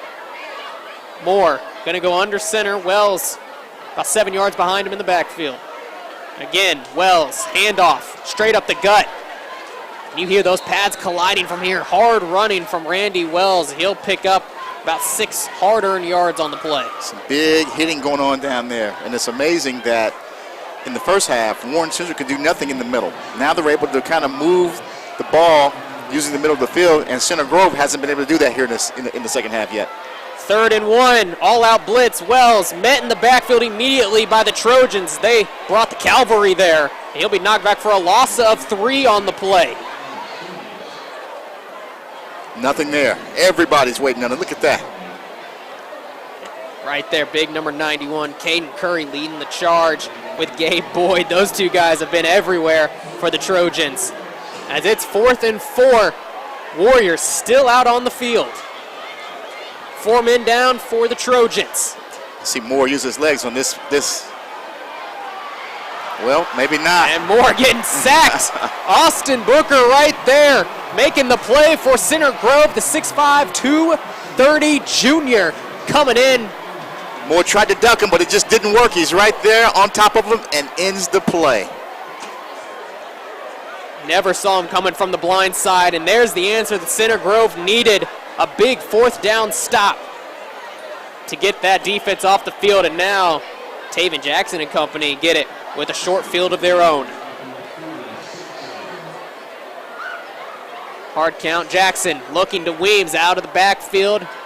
He'll be cut down just past the 50-yard line, down at the 47. We talked about that wing T. They do not go away from the basics. They are right up the middle there. Picked up about 6 yards there. 1 first down. And this is the type of offense we're used to seeing from Center Grove out of that wing too. We've seen them jump a little bit out of the shotgun set, but kind of getting back to the bread and butter here. Well, I think that's what Eric Moore does when he says, hey, look, we're getting too far away from who we are. Let's get back to who we are, and it's working.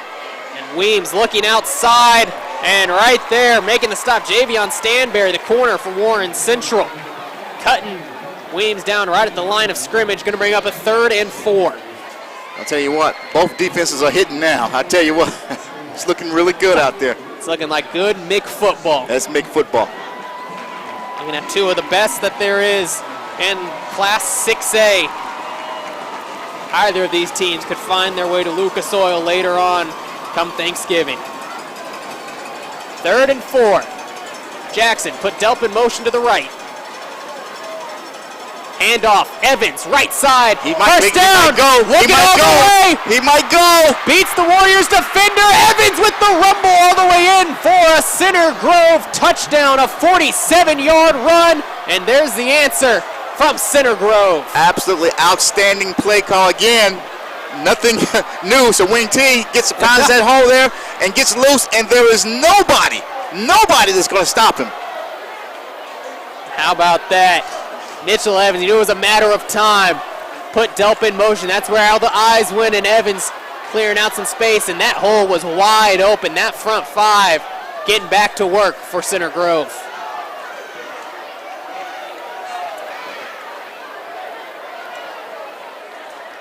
Watson on for the extra point. Good snap, good hold.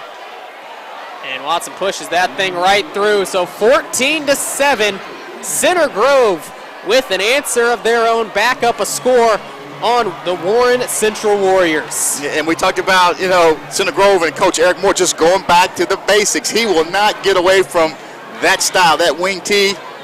He's found success with that over the years, and that's just who Center Grove is. Well, the MIG Network would like to welcome back Papa John's as a title partner for the MIG Network Game of the Week. With over 30 locations in the central Indiana area, great pizza is always nearby. So after the game, enjoy a hot, delicious Papa John's pizza. Better ingredients, better pizza from Papa John's. And when you support Papa John's, you are supporting high school sports. As the MIG Network would also like to thank the athletic directors of the Metropolitan Interscholastic Conference for making our coverage possible. Their commitment to youth sports and youth development is, as always, applause-worthy. As just to shed some light on the situation here, Center Grove just going down there with throwing a big haymaker right back at Warren Central, who got the offense working. Center Grove stops them on a big 4th down, and just like that, Trojans come back with an answer of their own. And that's not just picture-perfect Center Grove football. I don't know what is. It absolutely is. You hit us, we're going to hit you. And so that's MIG football. That's what the story is between these two programs. So let's see, again, like we talked about, what is Warren Central going to come back and do now? Watson again pops it up on the right side. Warren Central tries to bring it back to the left. There's an opening. And DeMarcus Brown finally getting into the action here. Gets cut down just past the 40-yard line. So again, good field position for Warren Central to start. Well, I tell you what, that's not the luxury they had in the first half here. So let's see if they can, take advantage of it.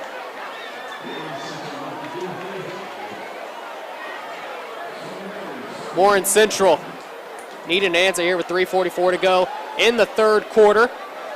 Both teams have come out and played much better in this third quarter. Much better. I'd love to be a fly on the wall in the locker room for the Coach West talk. This Warren Central team looks completely different. They do. We saw the talk. We saw, in fact, they warming up for the second half. We saw Moore taking snaps there. I tell you what, Center Grove not looking too bad themselves, picking up right where they left off. Scoring and up a score as Moore going to be in the backfield. Looks like we got something with the officials. Delay of game is going to be against Warren Central. Again, it could be an issue with the new clock rule. Yep, looks like a new clock rule fooling everyone. It's gotten both teams tonight. Now push Warren Central back 5 yards and put them in the hole to start, 1st and 15.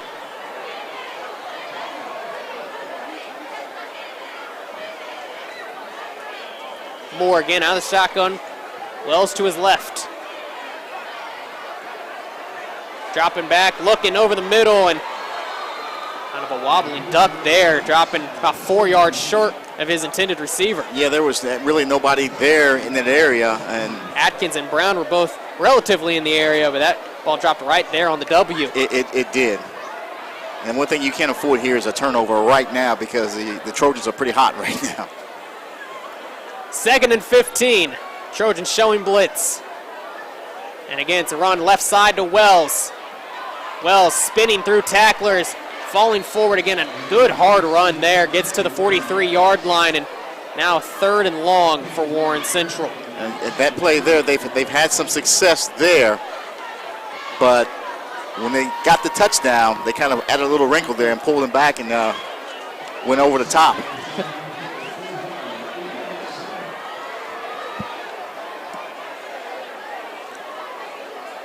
Play call coming from the sideline, 15 on the play clock for Warren Central. 5 guys on the line of scrimmage for Center Grove. Packing it in the middle. Moore under center. Single coverage up top. Moore, play action under pressure, throws it up, has Price wide open, but overthrows him. He had to rush because the defense were coming to get him. He had very little time, and he just kind of rushed that, but if he would have taken just a little bit longer, That may have been 6. That may have been 6 because Price snuck back in the secondary there. Price was wide open on that play.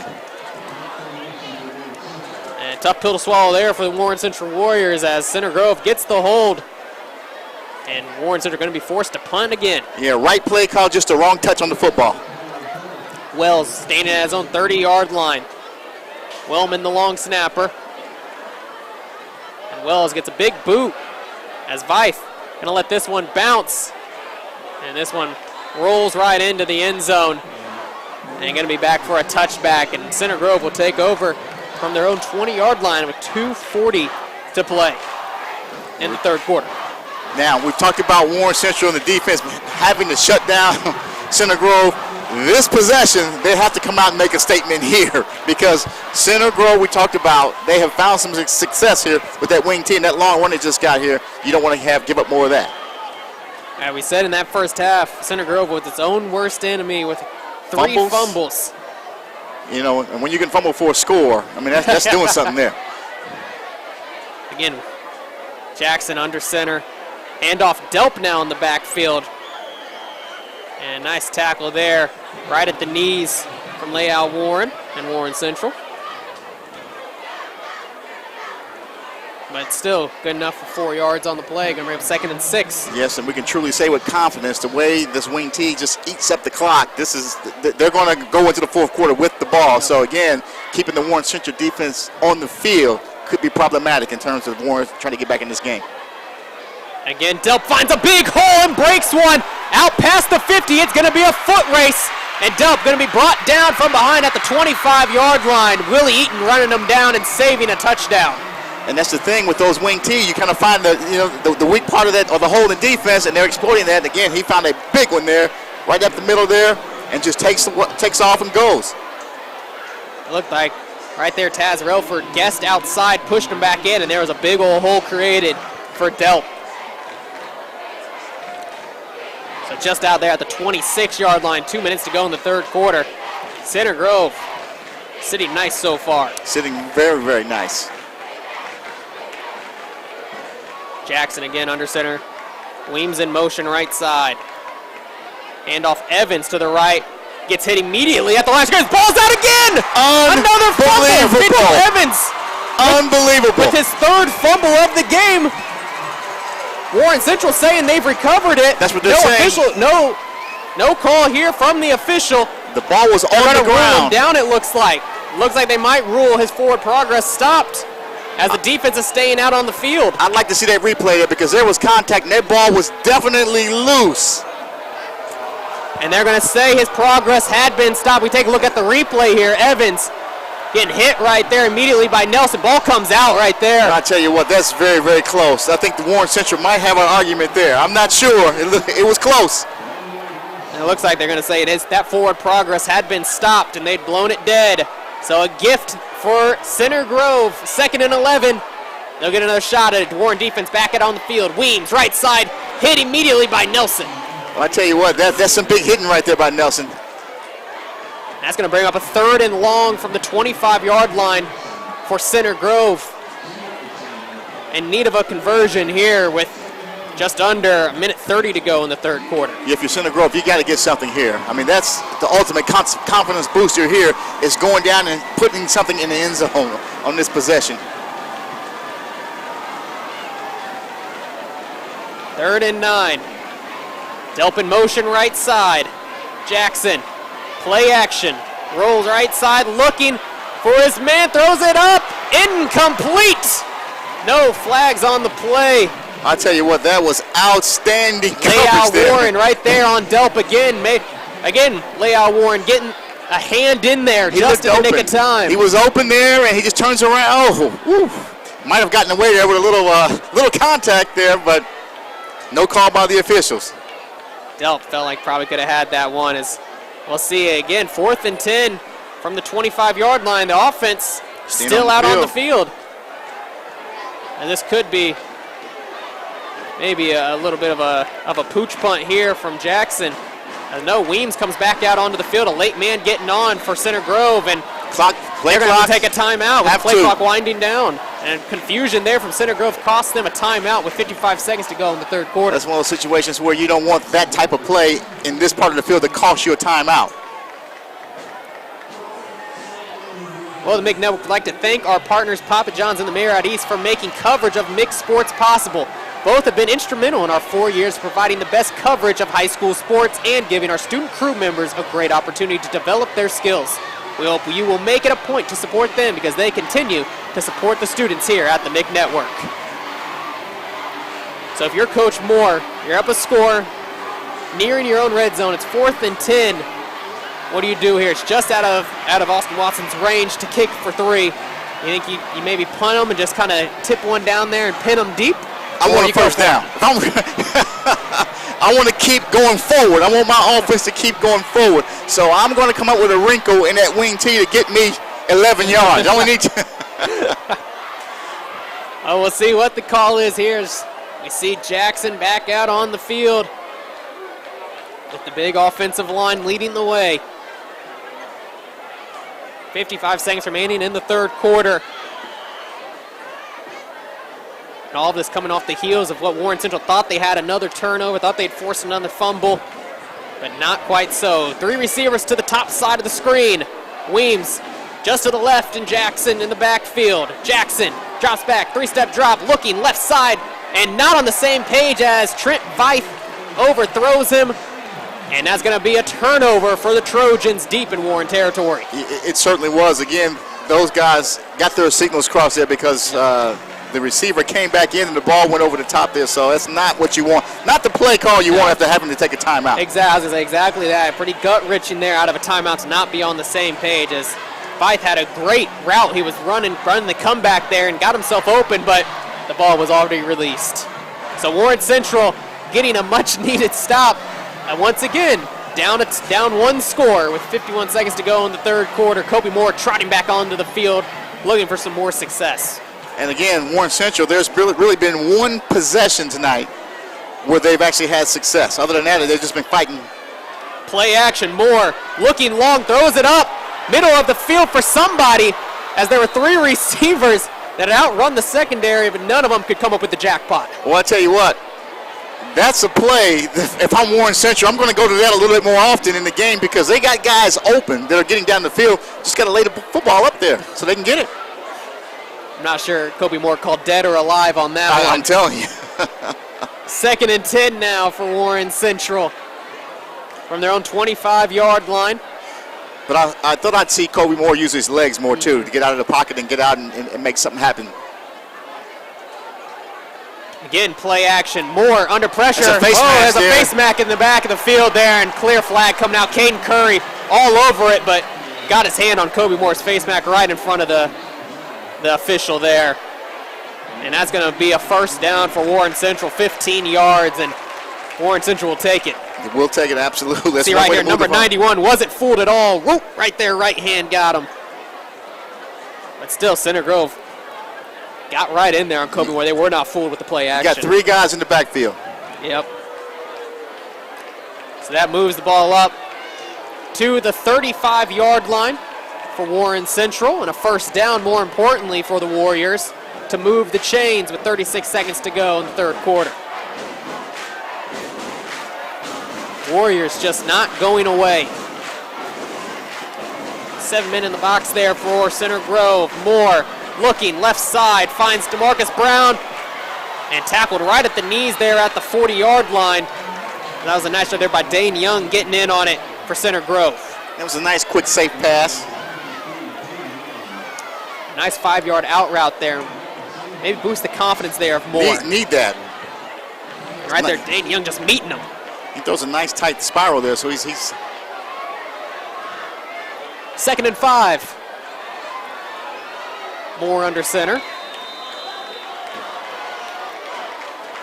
And that is going to be the end of the 3rd quarter with the 2nd-ranked Center Grove Trojans on top of the Warren Central Warriors, 14-7. 12 minutes to go in this ball game. We want to see what Josh Aiden has to say about that. Josh. Guys, in the first half, the Center Grove coaching staff kept emphasizing that this is a 48-minute game and they need to emphasize the next play. Well, it looks like that message has paid off. They're focusing on wearing down Warren Central one play at a time, as saw on that 48-yard touchdown run by Mitchell Evans and a 50-yard run by Connor Demp. But really, it is Center Grove costing their own mistakes that is allowing Warren Central to get back into this ball game. So we'll see if Center Grove has what it takes to finish the job in the 4th quarter. Let's take a quick commercial break. We will be right back after this. What if a car company didn't just build better cars, but help build something more, like community, family, futures? We're Honda, and we're building something more right here in Indiana.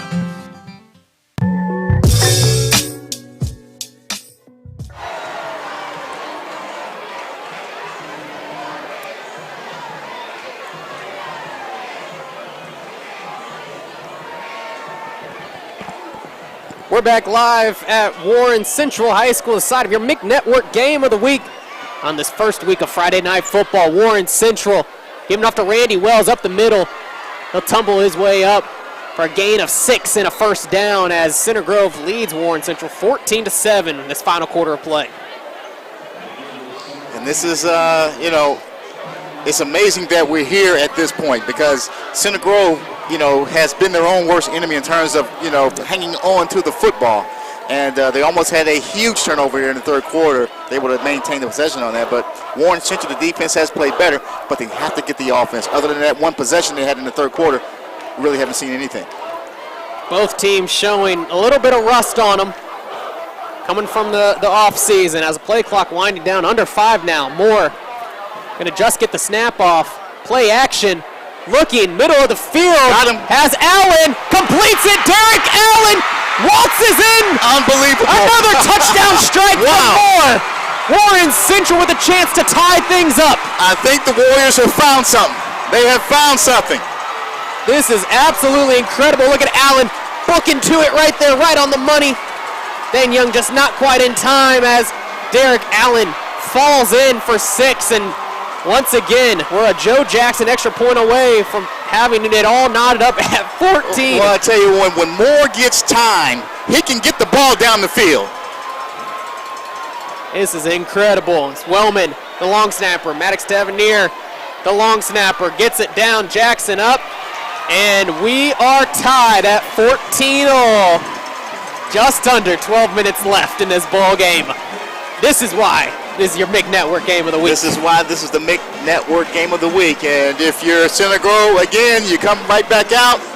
You go back to what you've been doing. We know we're going to see the wing T coming back. But let's see how motivated that Warren Central defense is going to be now.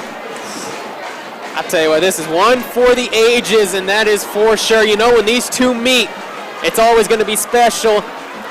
Coach Moore said it in the pregame, if you're going anywhere else other than Warren Central on opening night, you're out of your mind. Absolutely. You know, this is a place where you want to be. 14-14. Once again, we'd like to thank Brand Visions for their support of the MIC Network and for all your sport and club apparel needs. Your best play is Brand Visions. Looking for club t-shirts, company apparel, or team uniforms, Brand Visions will customize a look unique to your organization. No job is too small or too large for them. See what you can do for them at thebrandvisions.com. As Joe Jackson has it teed up on the 40-yard line, ready to boot this one away. And I'm not so certain that we haven't seen the last of Taven Jackson and the Trojans working their way to the end zone. As Jackson, short kick, fielded at the 15 by Evans. Evans breaks one tackle, hit from behind, but a good return up to the 36-yard line. Again, both teams have started with great field position here in the second half. Saw both teams in that first half playing the field position game. Warren Central electing to punt a little deep. Center Grove thinking the same thing, trying to play the field position game. Like you said, everyone's been starting right there close with a short field. But we'll see a motivated Warren Central defense here against a Center Grove team who's pretty much done what they want. Let's see. Again, Jackson out of the shotgun. 4 men down on the line for Warren Central. Handoff, Daniel Weems as he works his way up to the 43-yard line. So another decent gain on first down.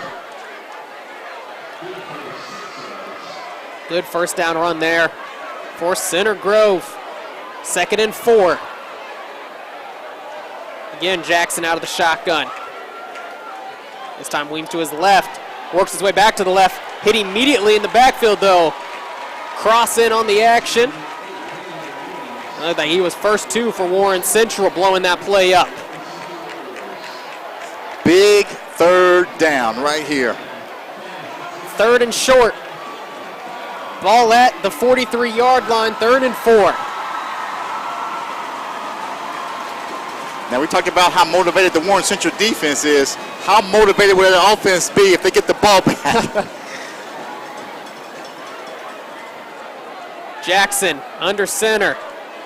Evans right behind him. Delp with it left side. Has some space. Works his way through. Laid out there on the 50-yard line, but getting a first down. And again, moving the chains. Big hit there from Willie Eaton coming in. Like you said, moving the chains for Center Grove. Most important thing is how big has Connor Delp been here for the Trojans? He gets in there and just runs hard. Finding the holes and exploiting them. And that offensive line done a fantastic job for the Trojans. Creating some space.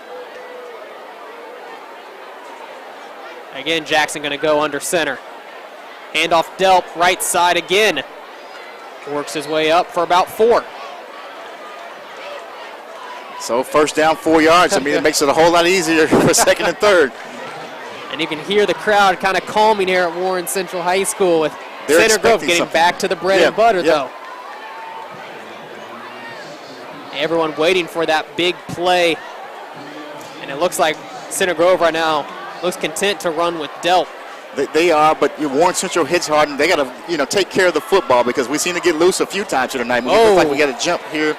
Jump there. On the left side of the offense, so that's going to go back 5 yards. Looks like that's going to be on Garrett Keefe, tied in, top of the screen there. Just got a little antsy there. Not too many penalties here on Center Grove. Only their third one. Excuse me, fourth one of the night. One per quarter.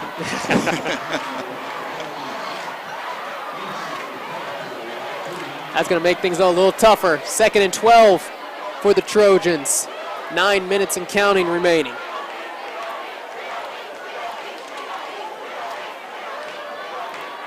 This time Jackson going to go out of the shotgun. Daniel Weems back to his left again. Hand off to Weems, and he's met immediately at the line of scrimmage and thrown backwards by a trio of Warriors. First two was Eccles. They were there, they were waiting for that. So again, the Warren Central defense standing tall in that possession. 3rd and long. And right there, number 30. Right there. Meets him right there. And just nowhere to go for Weems as the rest of the Warriors come and finish him off. 3rd and long. Again, 3 receivers to Jackson's right.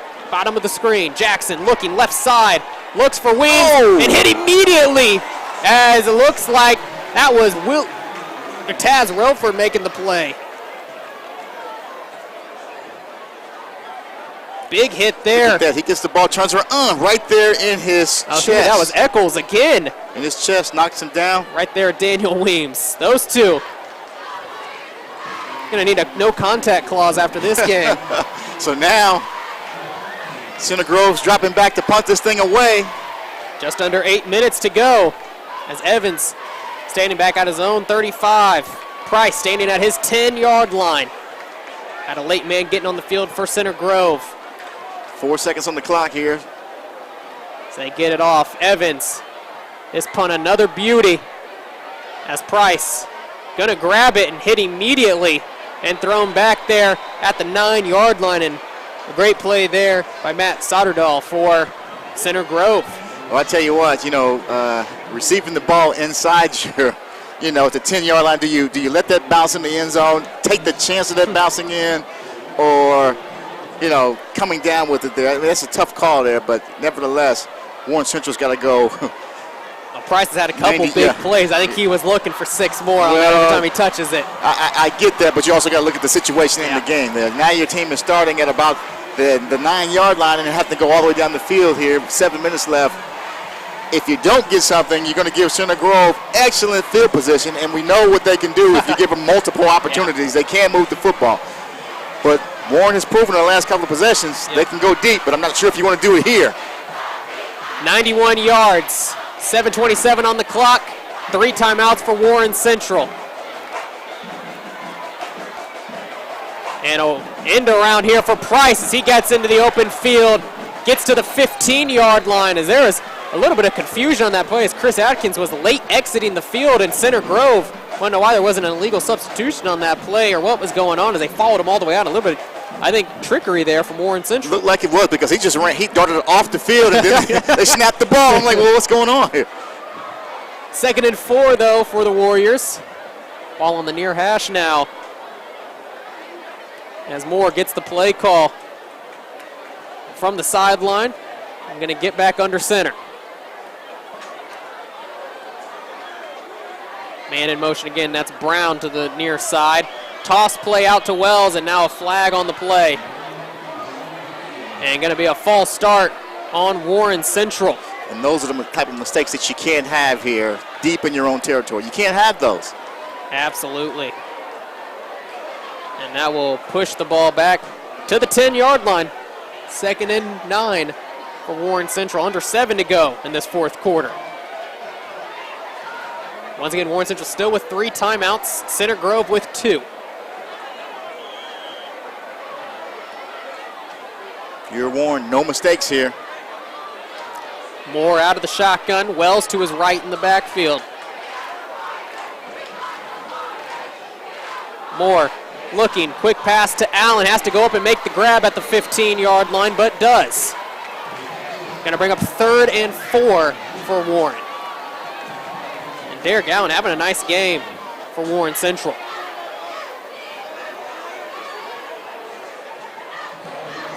Warren Central managing the clock of their own. This is dangerous, though. You got to, if he's going to put the ball in the air, 3rd and 4. This could be dangerous.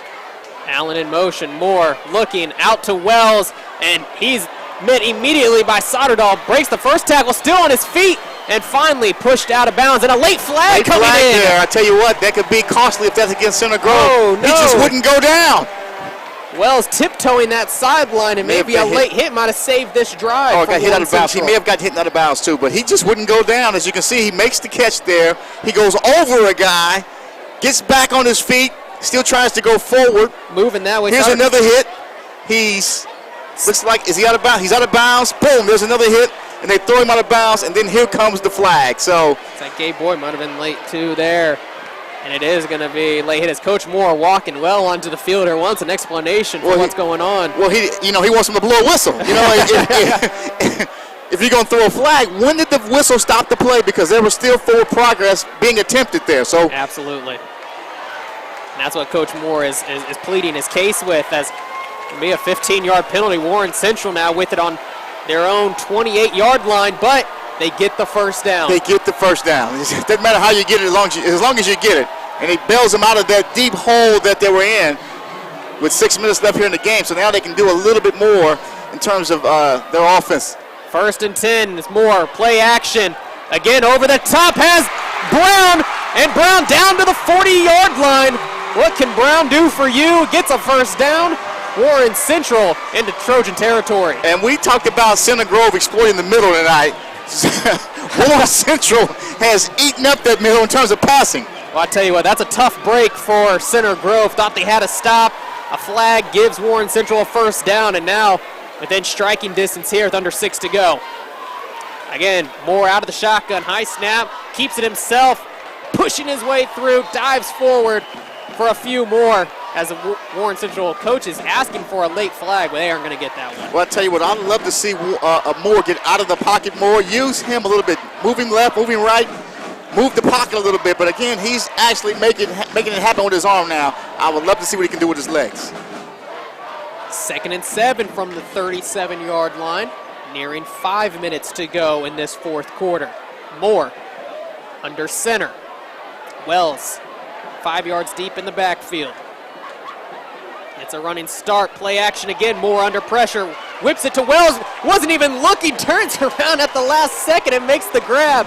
That is awareness right there, as Warren Central picks up a few on the play. Definitely, but what about Moore? He's kind of getting comfortable back there. He's making plays there because actually, typically he was going down, I thought. You saw a couple Trojans in his face. Curry right there flips when Wells just turns around and Wasn't makes even the looking, grab. right. 1 foot in bounds.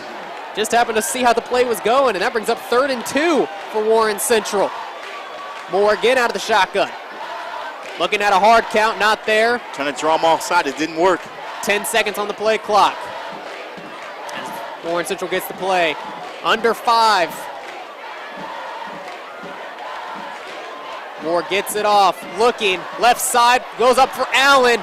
Incomplete, and here comes a late flag.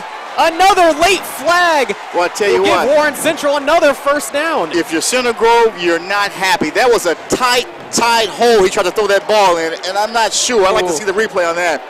That's a tough call. That's a tough call there. You see, looks like Soderdahl got his head turned around there, but the official seen otherwise. He did everything right, in my opinion, I thought. Absolutely, and that's a tough break again for the Trojans. Another penalty marker throwing down late. And it's going to be a personal foul there on. That's a tough call. On Center Grove, so under 5 to go. Warren Central moving the sticks thanks to a yellow flag. And I guess they'll take it how they can get it right now. Ball going to be marked on the 17-yard line, and now you have to start thinking about Coach Moore with 2 timeouts. Joe Jackson on the sideline, the kicker for Warren Central. Absolutely. The Warren faithful getting to their feet, trying to mount energy. A monumental comeback as Moore under center.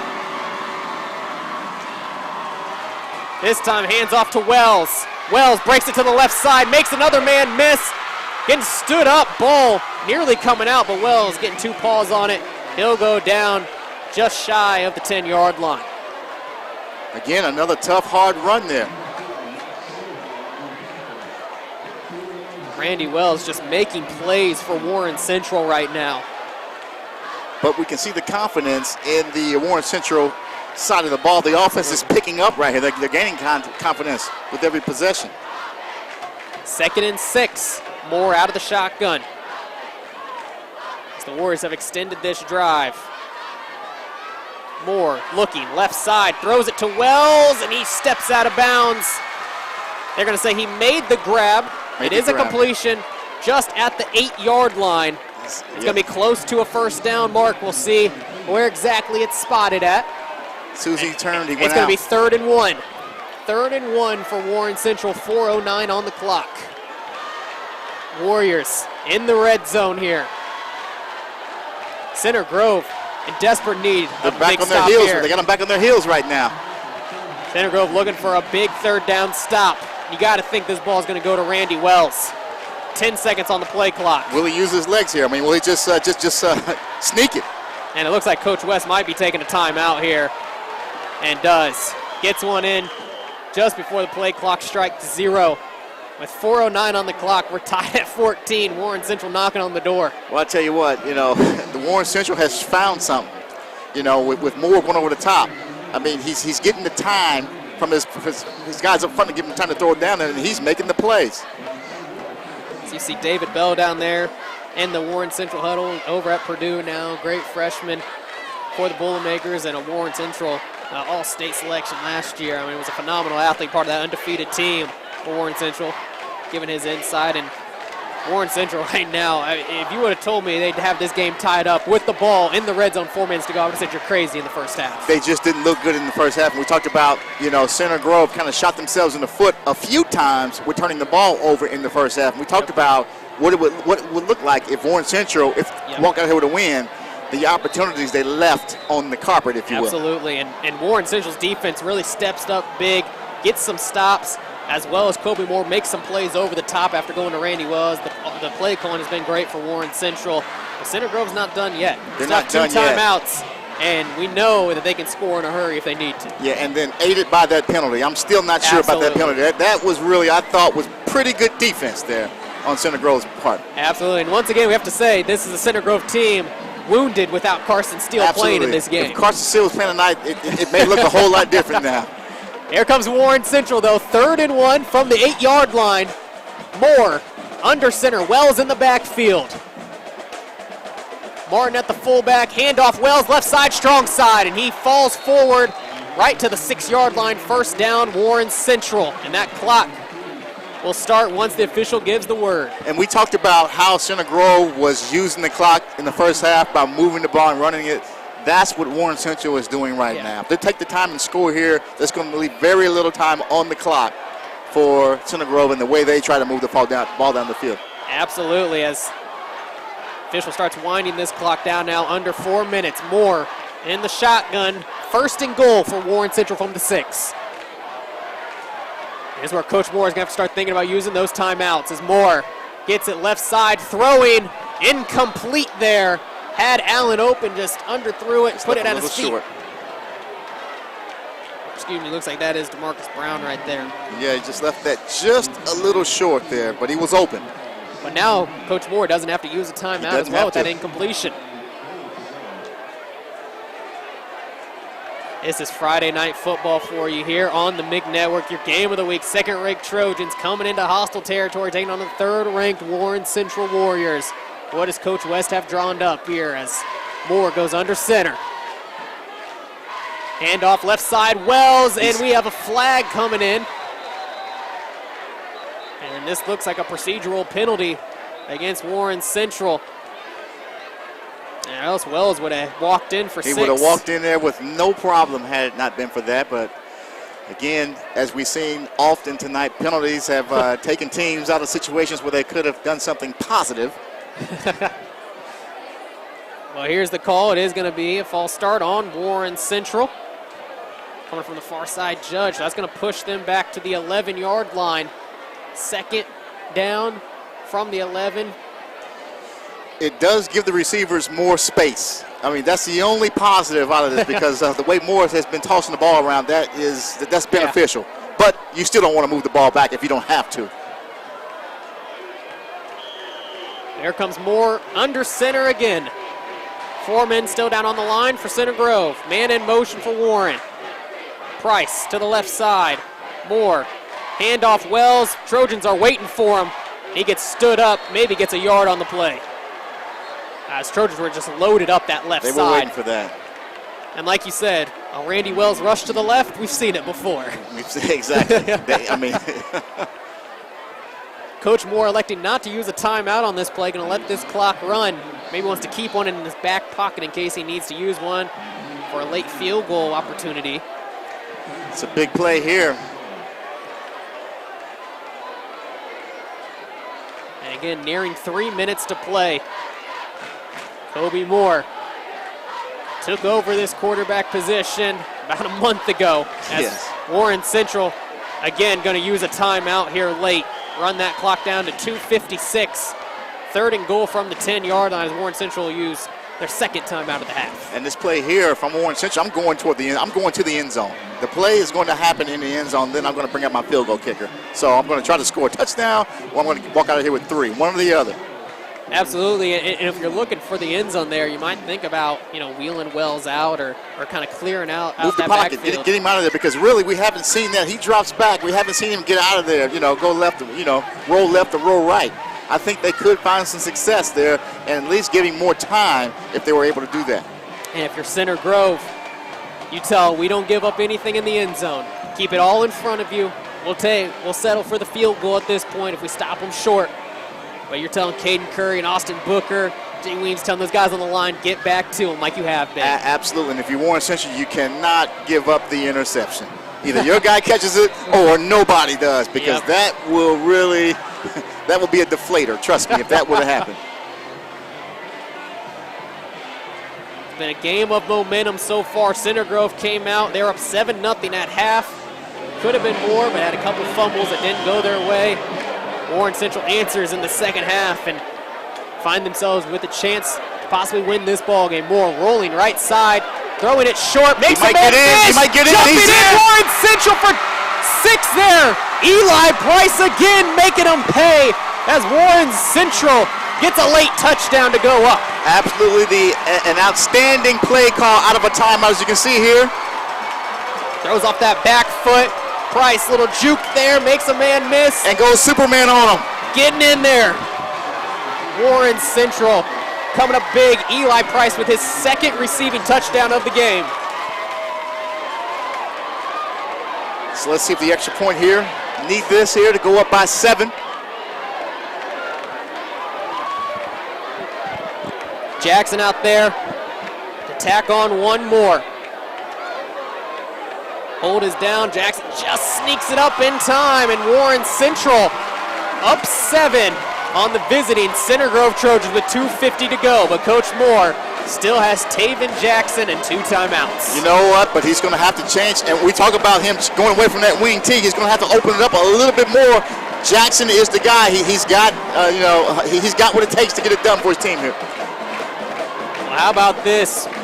Moore with 3 touchdown passes on the night, 2 to Price, got 1 more to Allen. For a guy that's only been a quarterback for a month, that's not too bad. For a month, that's not bad. That's not bad at all. Coach West believing in him again, he could have pulled him out there at halftime and said, hey, look, we're just going to go another guy here. But he stuck with him. I saw him down, like I said, during half, taking snaps, making sure he caught it cleanly, because that was a problem in the first half. They've corrected that, and he's looked a whole lot better here in the second half. This right here could be used for every coach in Indiana on why you play 2 halves of football. Warren Central looked absolutely dead in the water after 1. They were only down 7, though, thanks to some turnovers.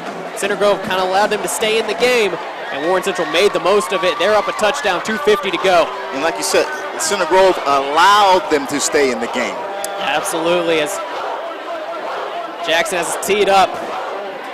And he's going to try to keep this one short, trying to limit a return as it's fielded at the 25. Weems gets his hands on it, though. He barrels his way up right to the 37-yard line.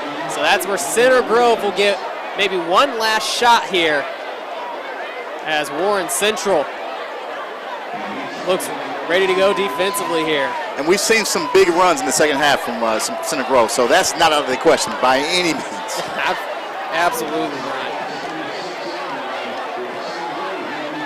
And we'll see what the sophomore can do.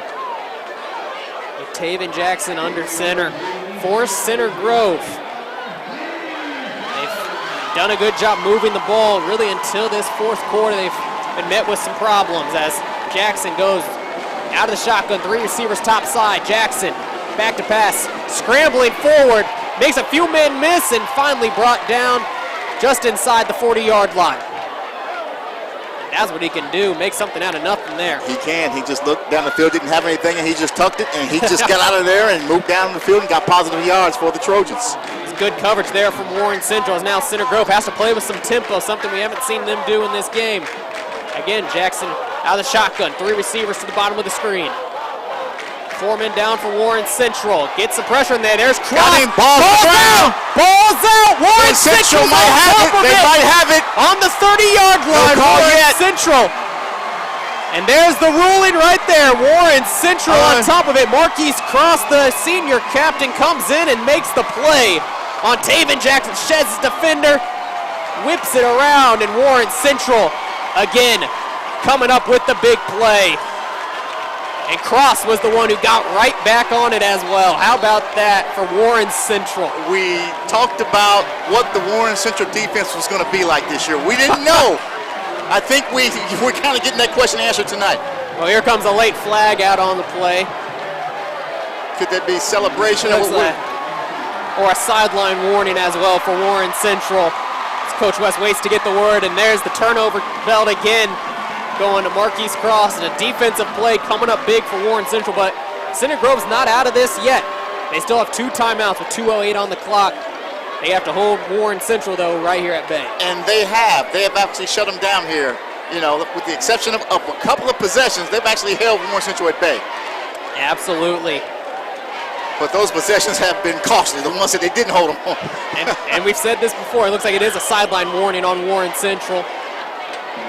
They have Center Grove with a lot of talented sophomores, but those turnovers just coming back to haunt you for the young players. Moore under center. Man in motion left side. And here comes Randy Wells, right up the gut. Pushing, keeping those legs turning, gets to the 25-yard line. And we'll see. At what point? Coach Moore letting this thing, he'll finally take a timeout with 1:57 on the clock. So he'll have 1 more remaining in Center Grove. More than ever needing a defensive stop. This is it right here for those guys there. They got to come up with something here. Well, the MIC Network would like to welcome back Papa John's as a title partner for the MIC Network Game of the Week. With over 30 locations in the central Indiana area, great pizza is always nearby. So after this game, make sure you enjoy a hot, delicious, sizzling Papa John's pizza. Better ingredients, better pizza is always from Papa John's. When you support Papa John's, you are supporting high school sports. I'll tell you what, DMJ, the MIC never disappoints. Never disappoints. I tell you what, I wasn't sure what to expect after the first quarter tonight, and then going into halftime, I'm seeing Warren Central on the ropes. Let's just get me to halftime. I just need to get to halftime, and they went in there, and Coach West gave some speech. I'm not sure. Well, we said that. We said even though Center Grove is winning at half, it felt like Warren Central were the real winners, only banging down a score. If you can go into halftime only down a score after the way that you got ran off in the first half, that's a win. Again, Center Grove, we talked about them with those. Can they survive the turnovers to win this game? And it's kind of proving that they can't. But again, we still have time left. Moore again under center. Center Grove showing blitz yet again. They bring everybody. Wells, left side, gets to the edge and stays in bounds to keep that clock running. He'll fall forward to the 24-yard line, and another quick timeout from Coach Moore. But Wells doing a smart senior play there. Stays in bounds, gets a couple yards on the play as well, and that's going to bring up a 3rd and 2 out of this timeout from Center Grove. Which is huge. Putting your team in a position where it's 3rd and 2, pick up the first down, and pretty much in the game at that point. Absolutely. Warren Central with a chance to put away the second-ranked Center Grove Trojans. And once again, it must be said that the Trojans are without Carson Steele. They are without Carson. This may have been a different game without Carson because they got a guy that can go give the ball and get you a first down, get you 5 yards, get you 10 yards, get you down the field. If you thought Mitchell Evans was good, you thought Daniel Weems was good, you thought Connor Delp was good, wait till you see Carson Steele be back on that field. Oh my goodness, man! I tell you what, and we know they have New Pal next week, and based off what New Pal did to them last year, they're waiting for that game. It's a home game down there at Center Grove. It's a home game down there at Ray Skillman Stadium, waiting to get their revenge on what was a 31-9 game last year against the defending 5A state champs. You don't think about that. I mean, you don't go into that game thinking you're going to get beat like that, but they just ran them all over the field, up and down the field. Here comes what could be a ball game play. Warren Central converts this first down. It's all but over. 3rd and 2. Moore under center. Looking to get Center Grove to jump. No call. And now Moore waiting for a play call here. Under 5 on the play clock. Moore again. This time snaps it, gets it to Wells. And Wells. He's going to be short. He is going to be short there. Coming off the edge. Center Grove making the play. So the clock still runs here. And we got a 4th and 4. Big time stop there for Center Grove as Jackson Schott got in on it first. And that does that. It's like Randy Wells lost a couple yards, gonna bring up 4th and 4 as Warren Central has one last timeout. They might run this play clock all the way down and can get the game clock to about 1 minute. It's about 1 minute, then that kind of makes it again a little bit more difficult for Center Grove. Once again, Center Grove, it's not over yet. Warren Central gonna like what they want to do here. Play clock running down, and we got a timeout. So right at the 1 minute mark, just like you said here. 1 minute to go, and now Warren Central, do you just kind of punt this one away and try for just a short little punt to get them down at the 10? Do you go for the first down? You can air it out here. You just turn and hand the ball off, or either you quarterback sneak it. You just run the ball. Because too many things can happen if you snap it, to a punter or anything. Too many bad things can happen. Well, this could be an end zone type play where you go for 6 here. You throw it deep, and either you throw it out of the end zone or your guy gets it. Yeah, that's a play that's a possibility there as well. Or if they intercept it, you get them down for a touchback. They're right back at the 20-yard line. You're at the 25 right now. It might be one of the safest plays. With the way that these Center Grove guys are flying around in the backfield, you never know. If your quarterback gets hit, if Moore gets hit, and the ball gets picked up and they go the other way, too many bad things can happen here. Let's lessen that. If you're Warren Central was probably the thought over there. Let's just do a few basic things. Let's just a simple play. If we run it, if we don't get it, that's fine. They can have it and take it over from here. Well, that offense is back on the field. They're loading up that left side. Wells in the backfield. So I'm turning and handing the ball to Wells. Just turn and hand it to Wells in this case. Could look for a play action here, though, as Moore looking. Play action, over the top, has his man and overthrows him. Had Clark open, had Allen streaking down the field, and I think both of them thought it was going to the other. Well, there was the play action. It was there. It was there. It was there. And Clark just couldn't quite get his hand on it, and there's going to be a turnover on downs as Center Grove has the ball. No timeouts remaining. 56 seconds on the clock. They need 6. Here we go. Ball going to be set at the 25-yard line. David Jackson going to get another shot at this. 3 receivers top side.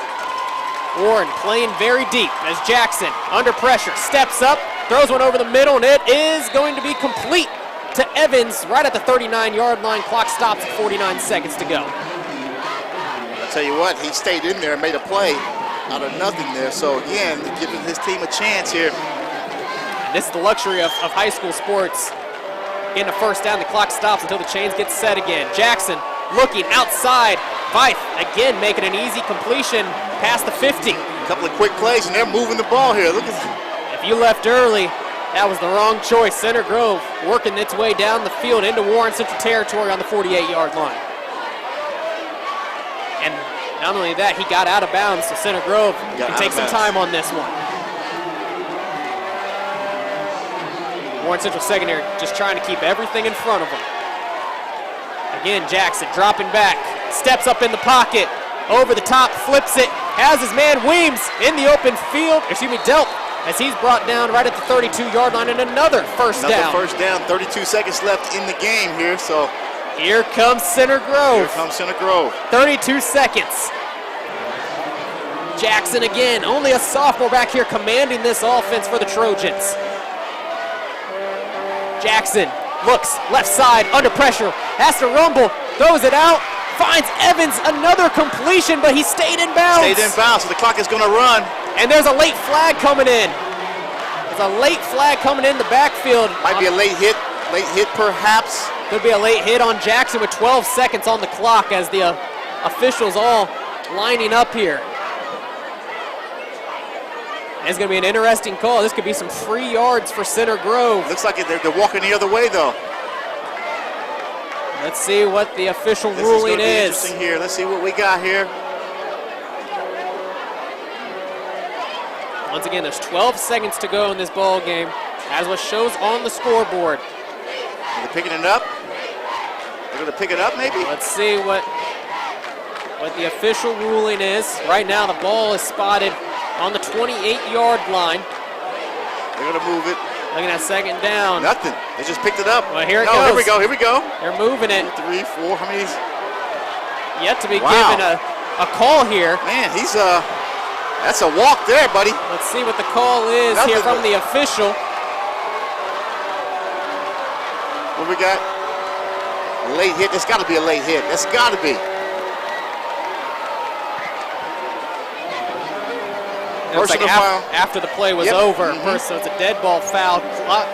Clock now says 16 seconds. They added 4 seconds, so there's 16 seconds. Ball on the 9-yard line after the personal foul on Warren Central. Late hit on Taven Jackson. So it's going to be first down. Ball on, the 14-yard line as Jackson gets it. Under pressure, steps up. He's going. Running to the end zone. Trying to get out, chopped down, 8 seconds. 8 seconds, can they line up? Do they have time? 5.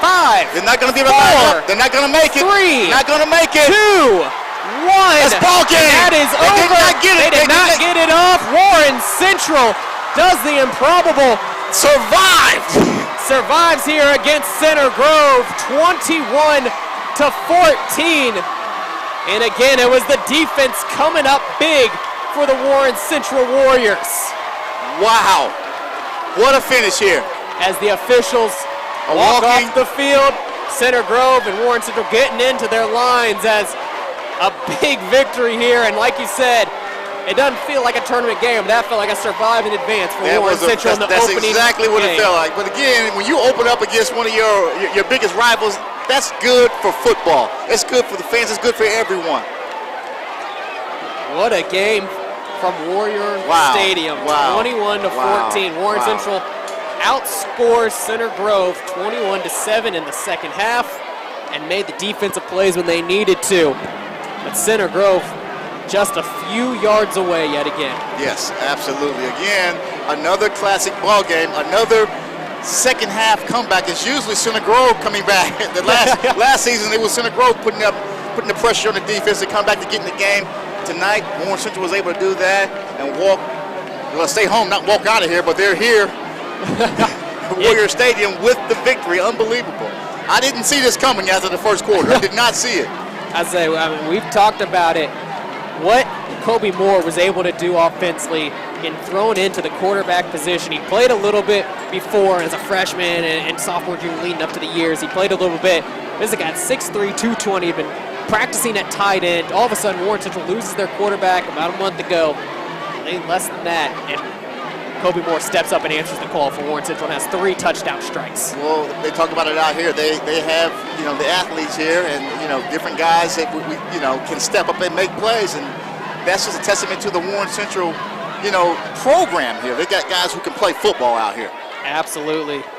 Randy Wells was big for the Warriors as well, and Warren Central gets it done somehow against the Center Grove Trojans, who were without Carson Steele.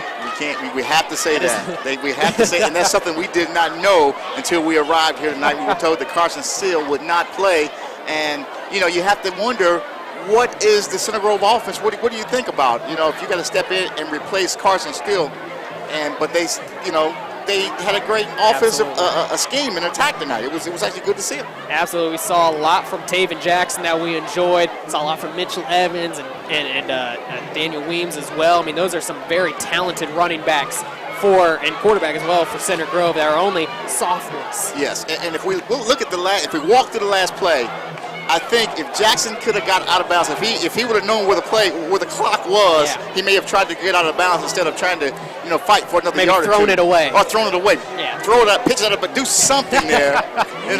But you don't leave your team time enough to line up to get an opportunity to go for the end zone. So that's something as a sophomore he'll learn, he'll get better at that. But again, I'm very impressed with what I saw from the young man. Well, Randy Wells is your McNetwork Player of the Game. Holding stout on that back line for Warren Central. Josh has him. Josh, take him away. Josh Ayen here with our McNetwork Player of the Game, number 10, RJ Wells, getting a win week 1.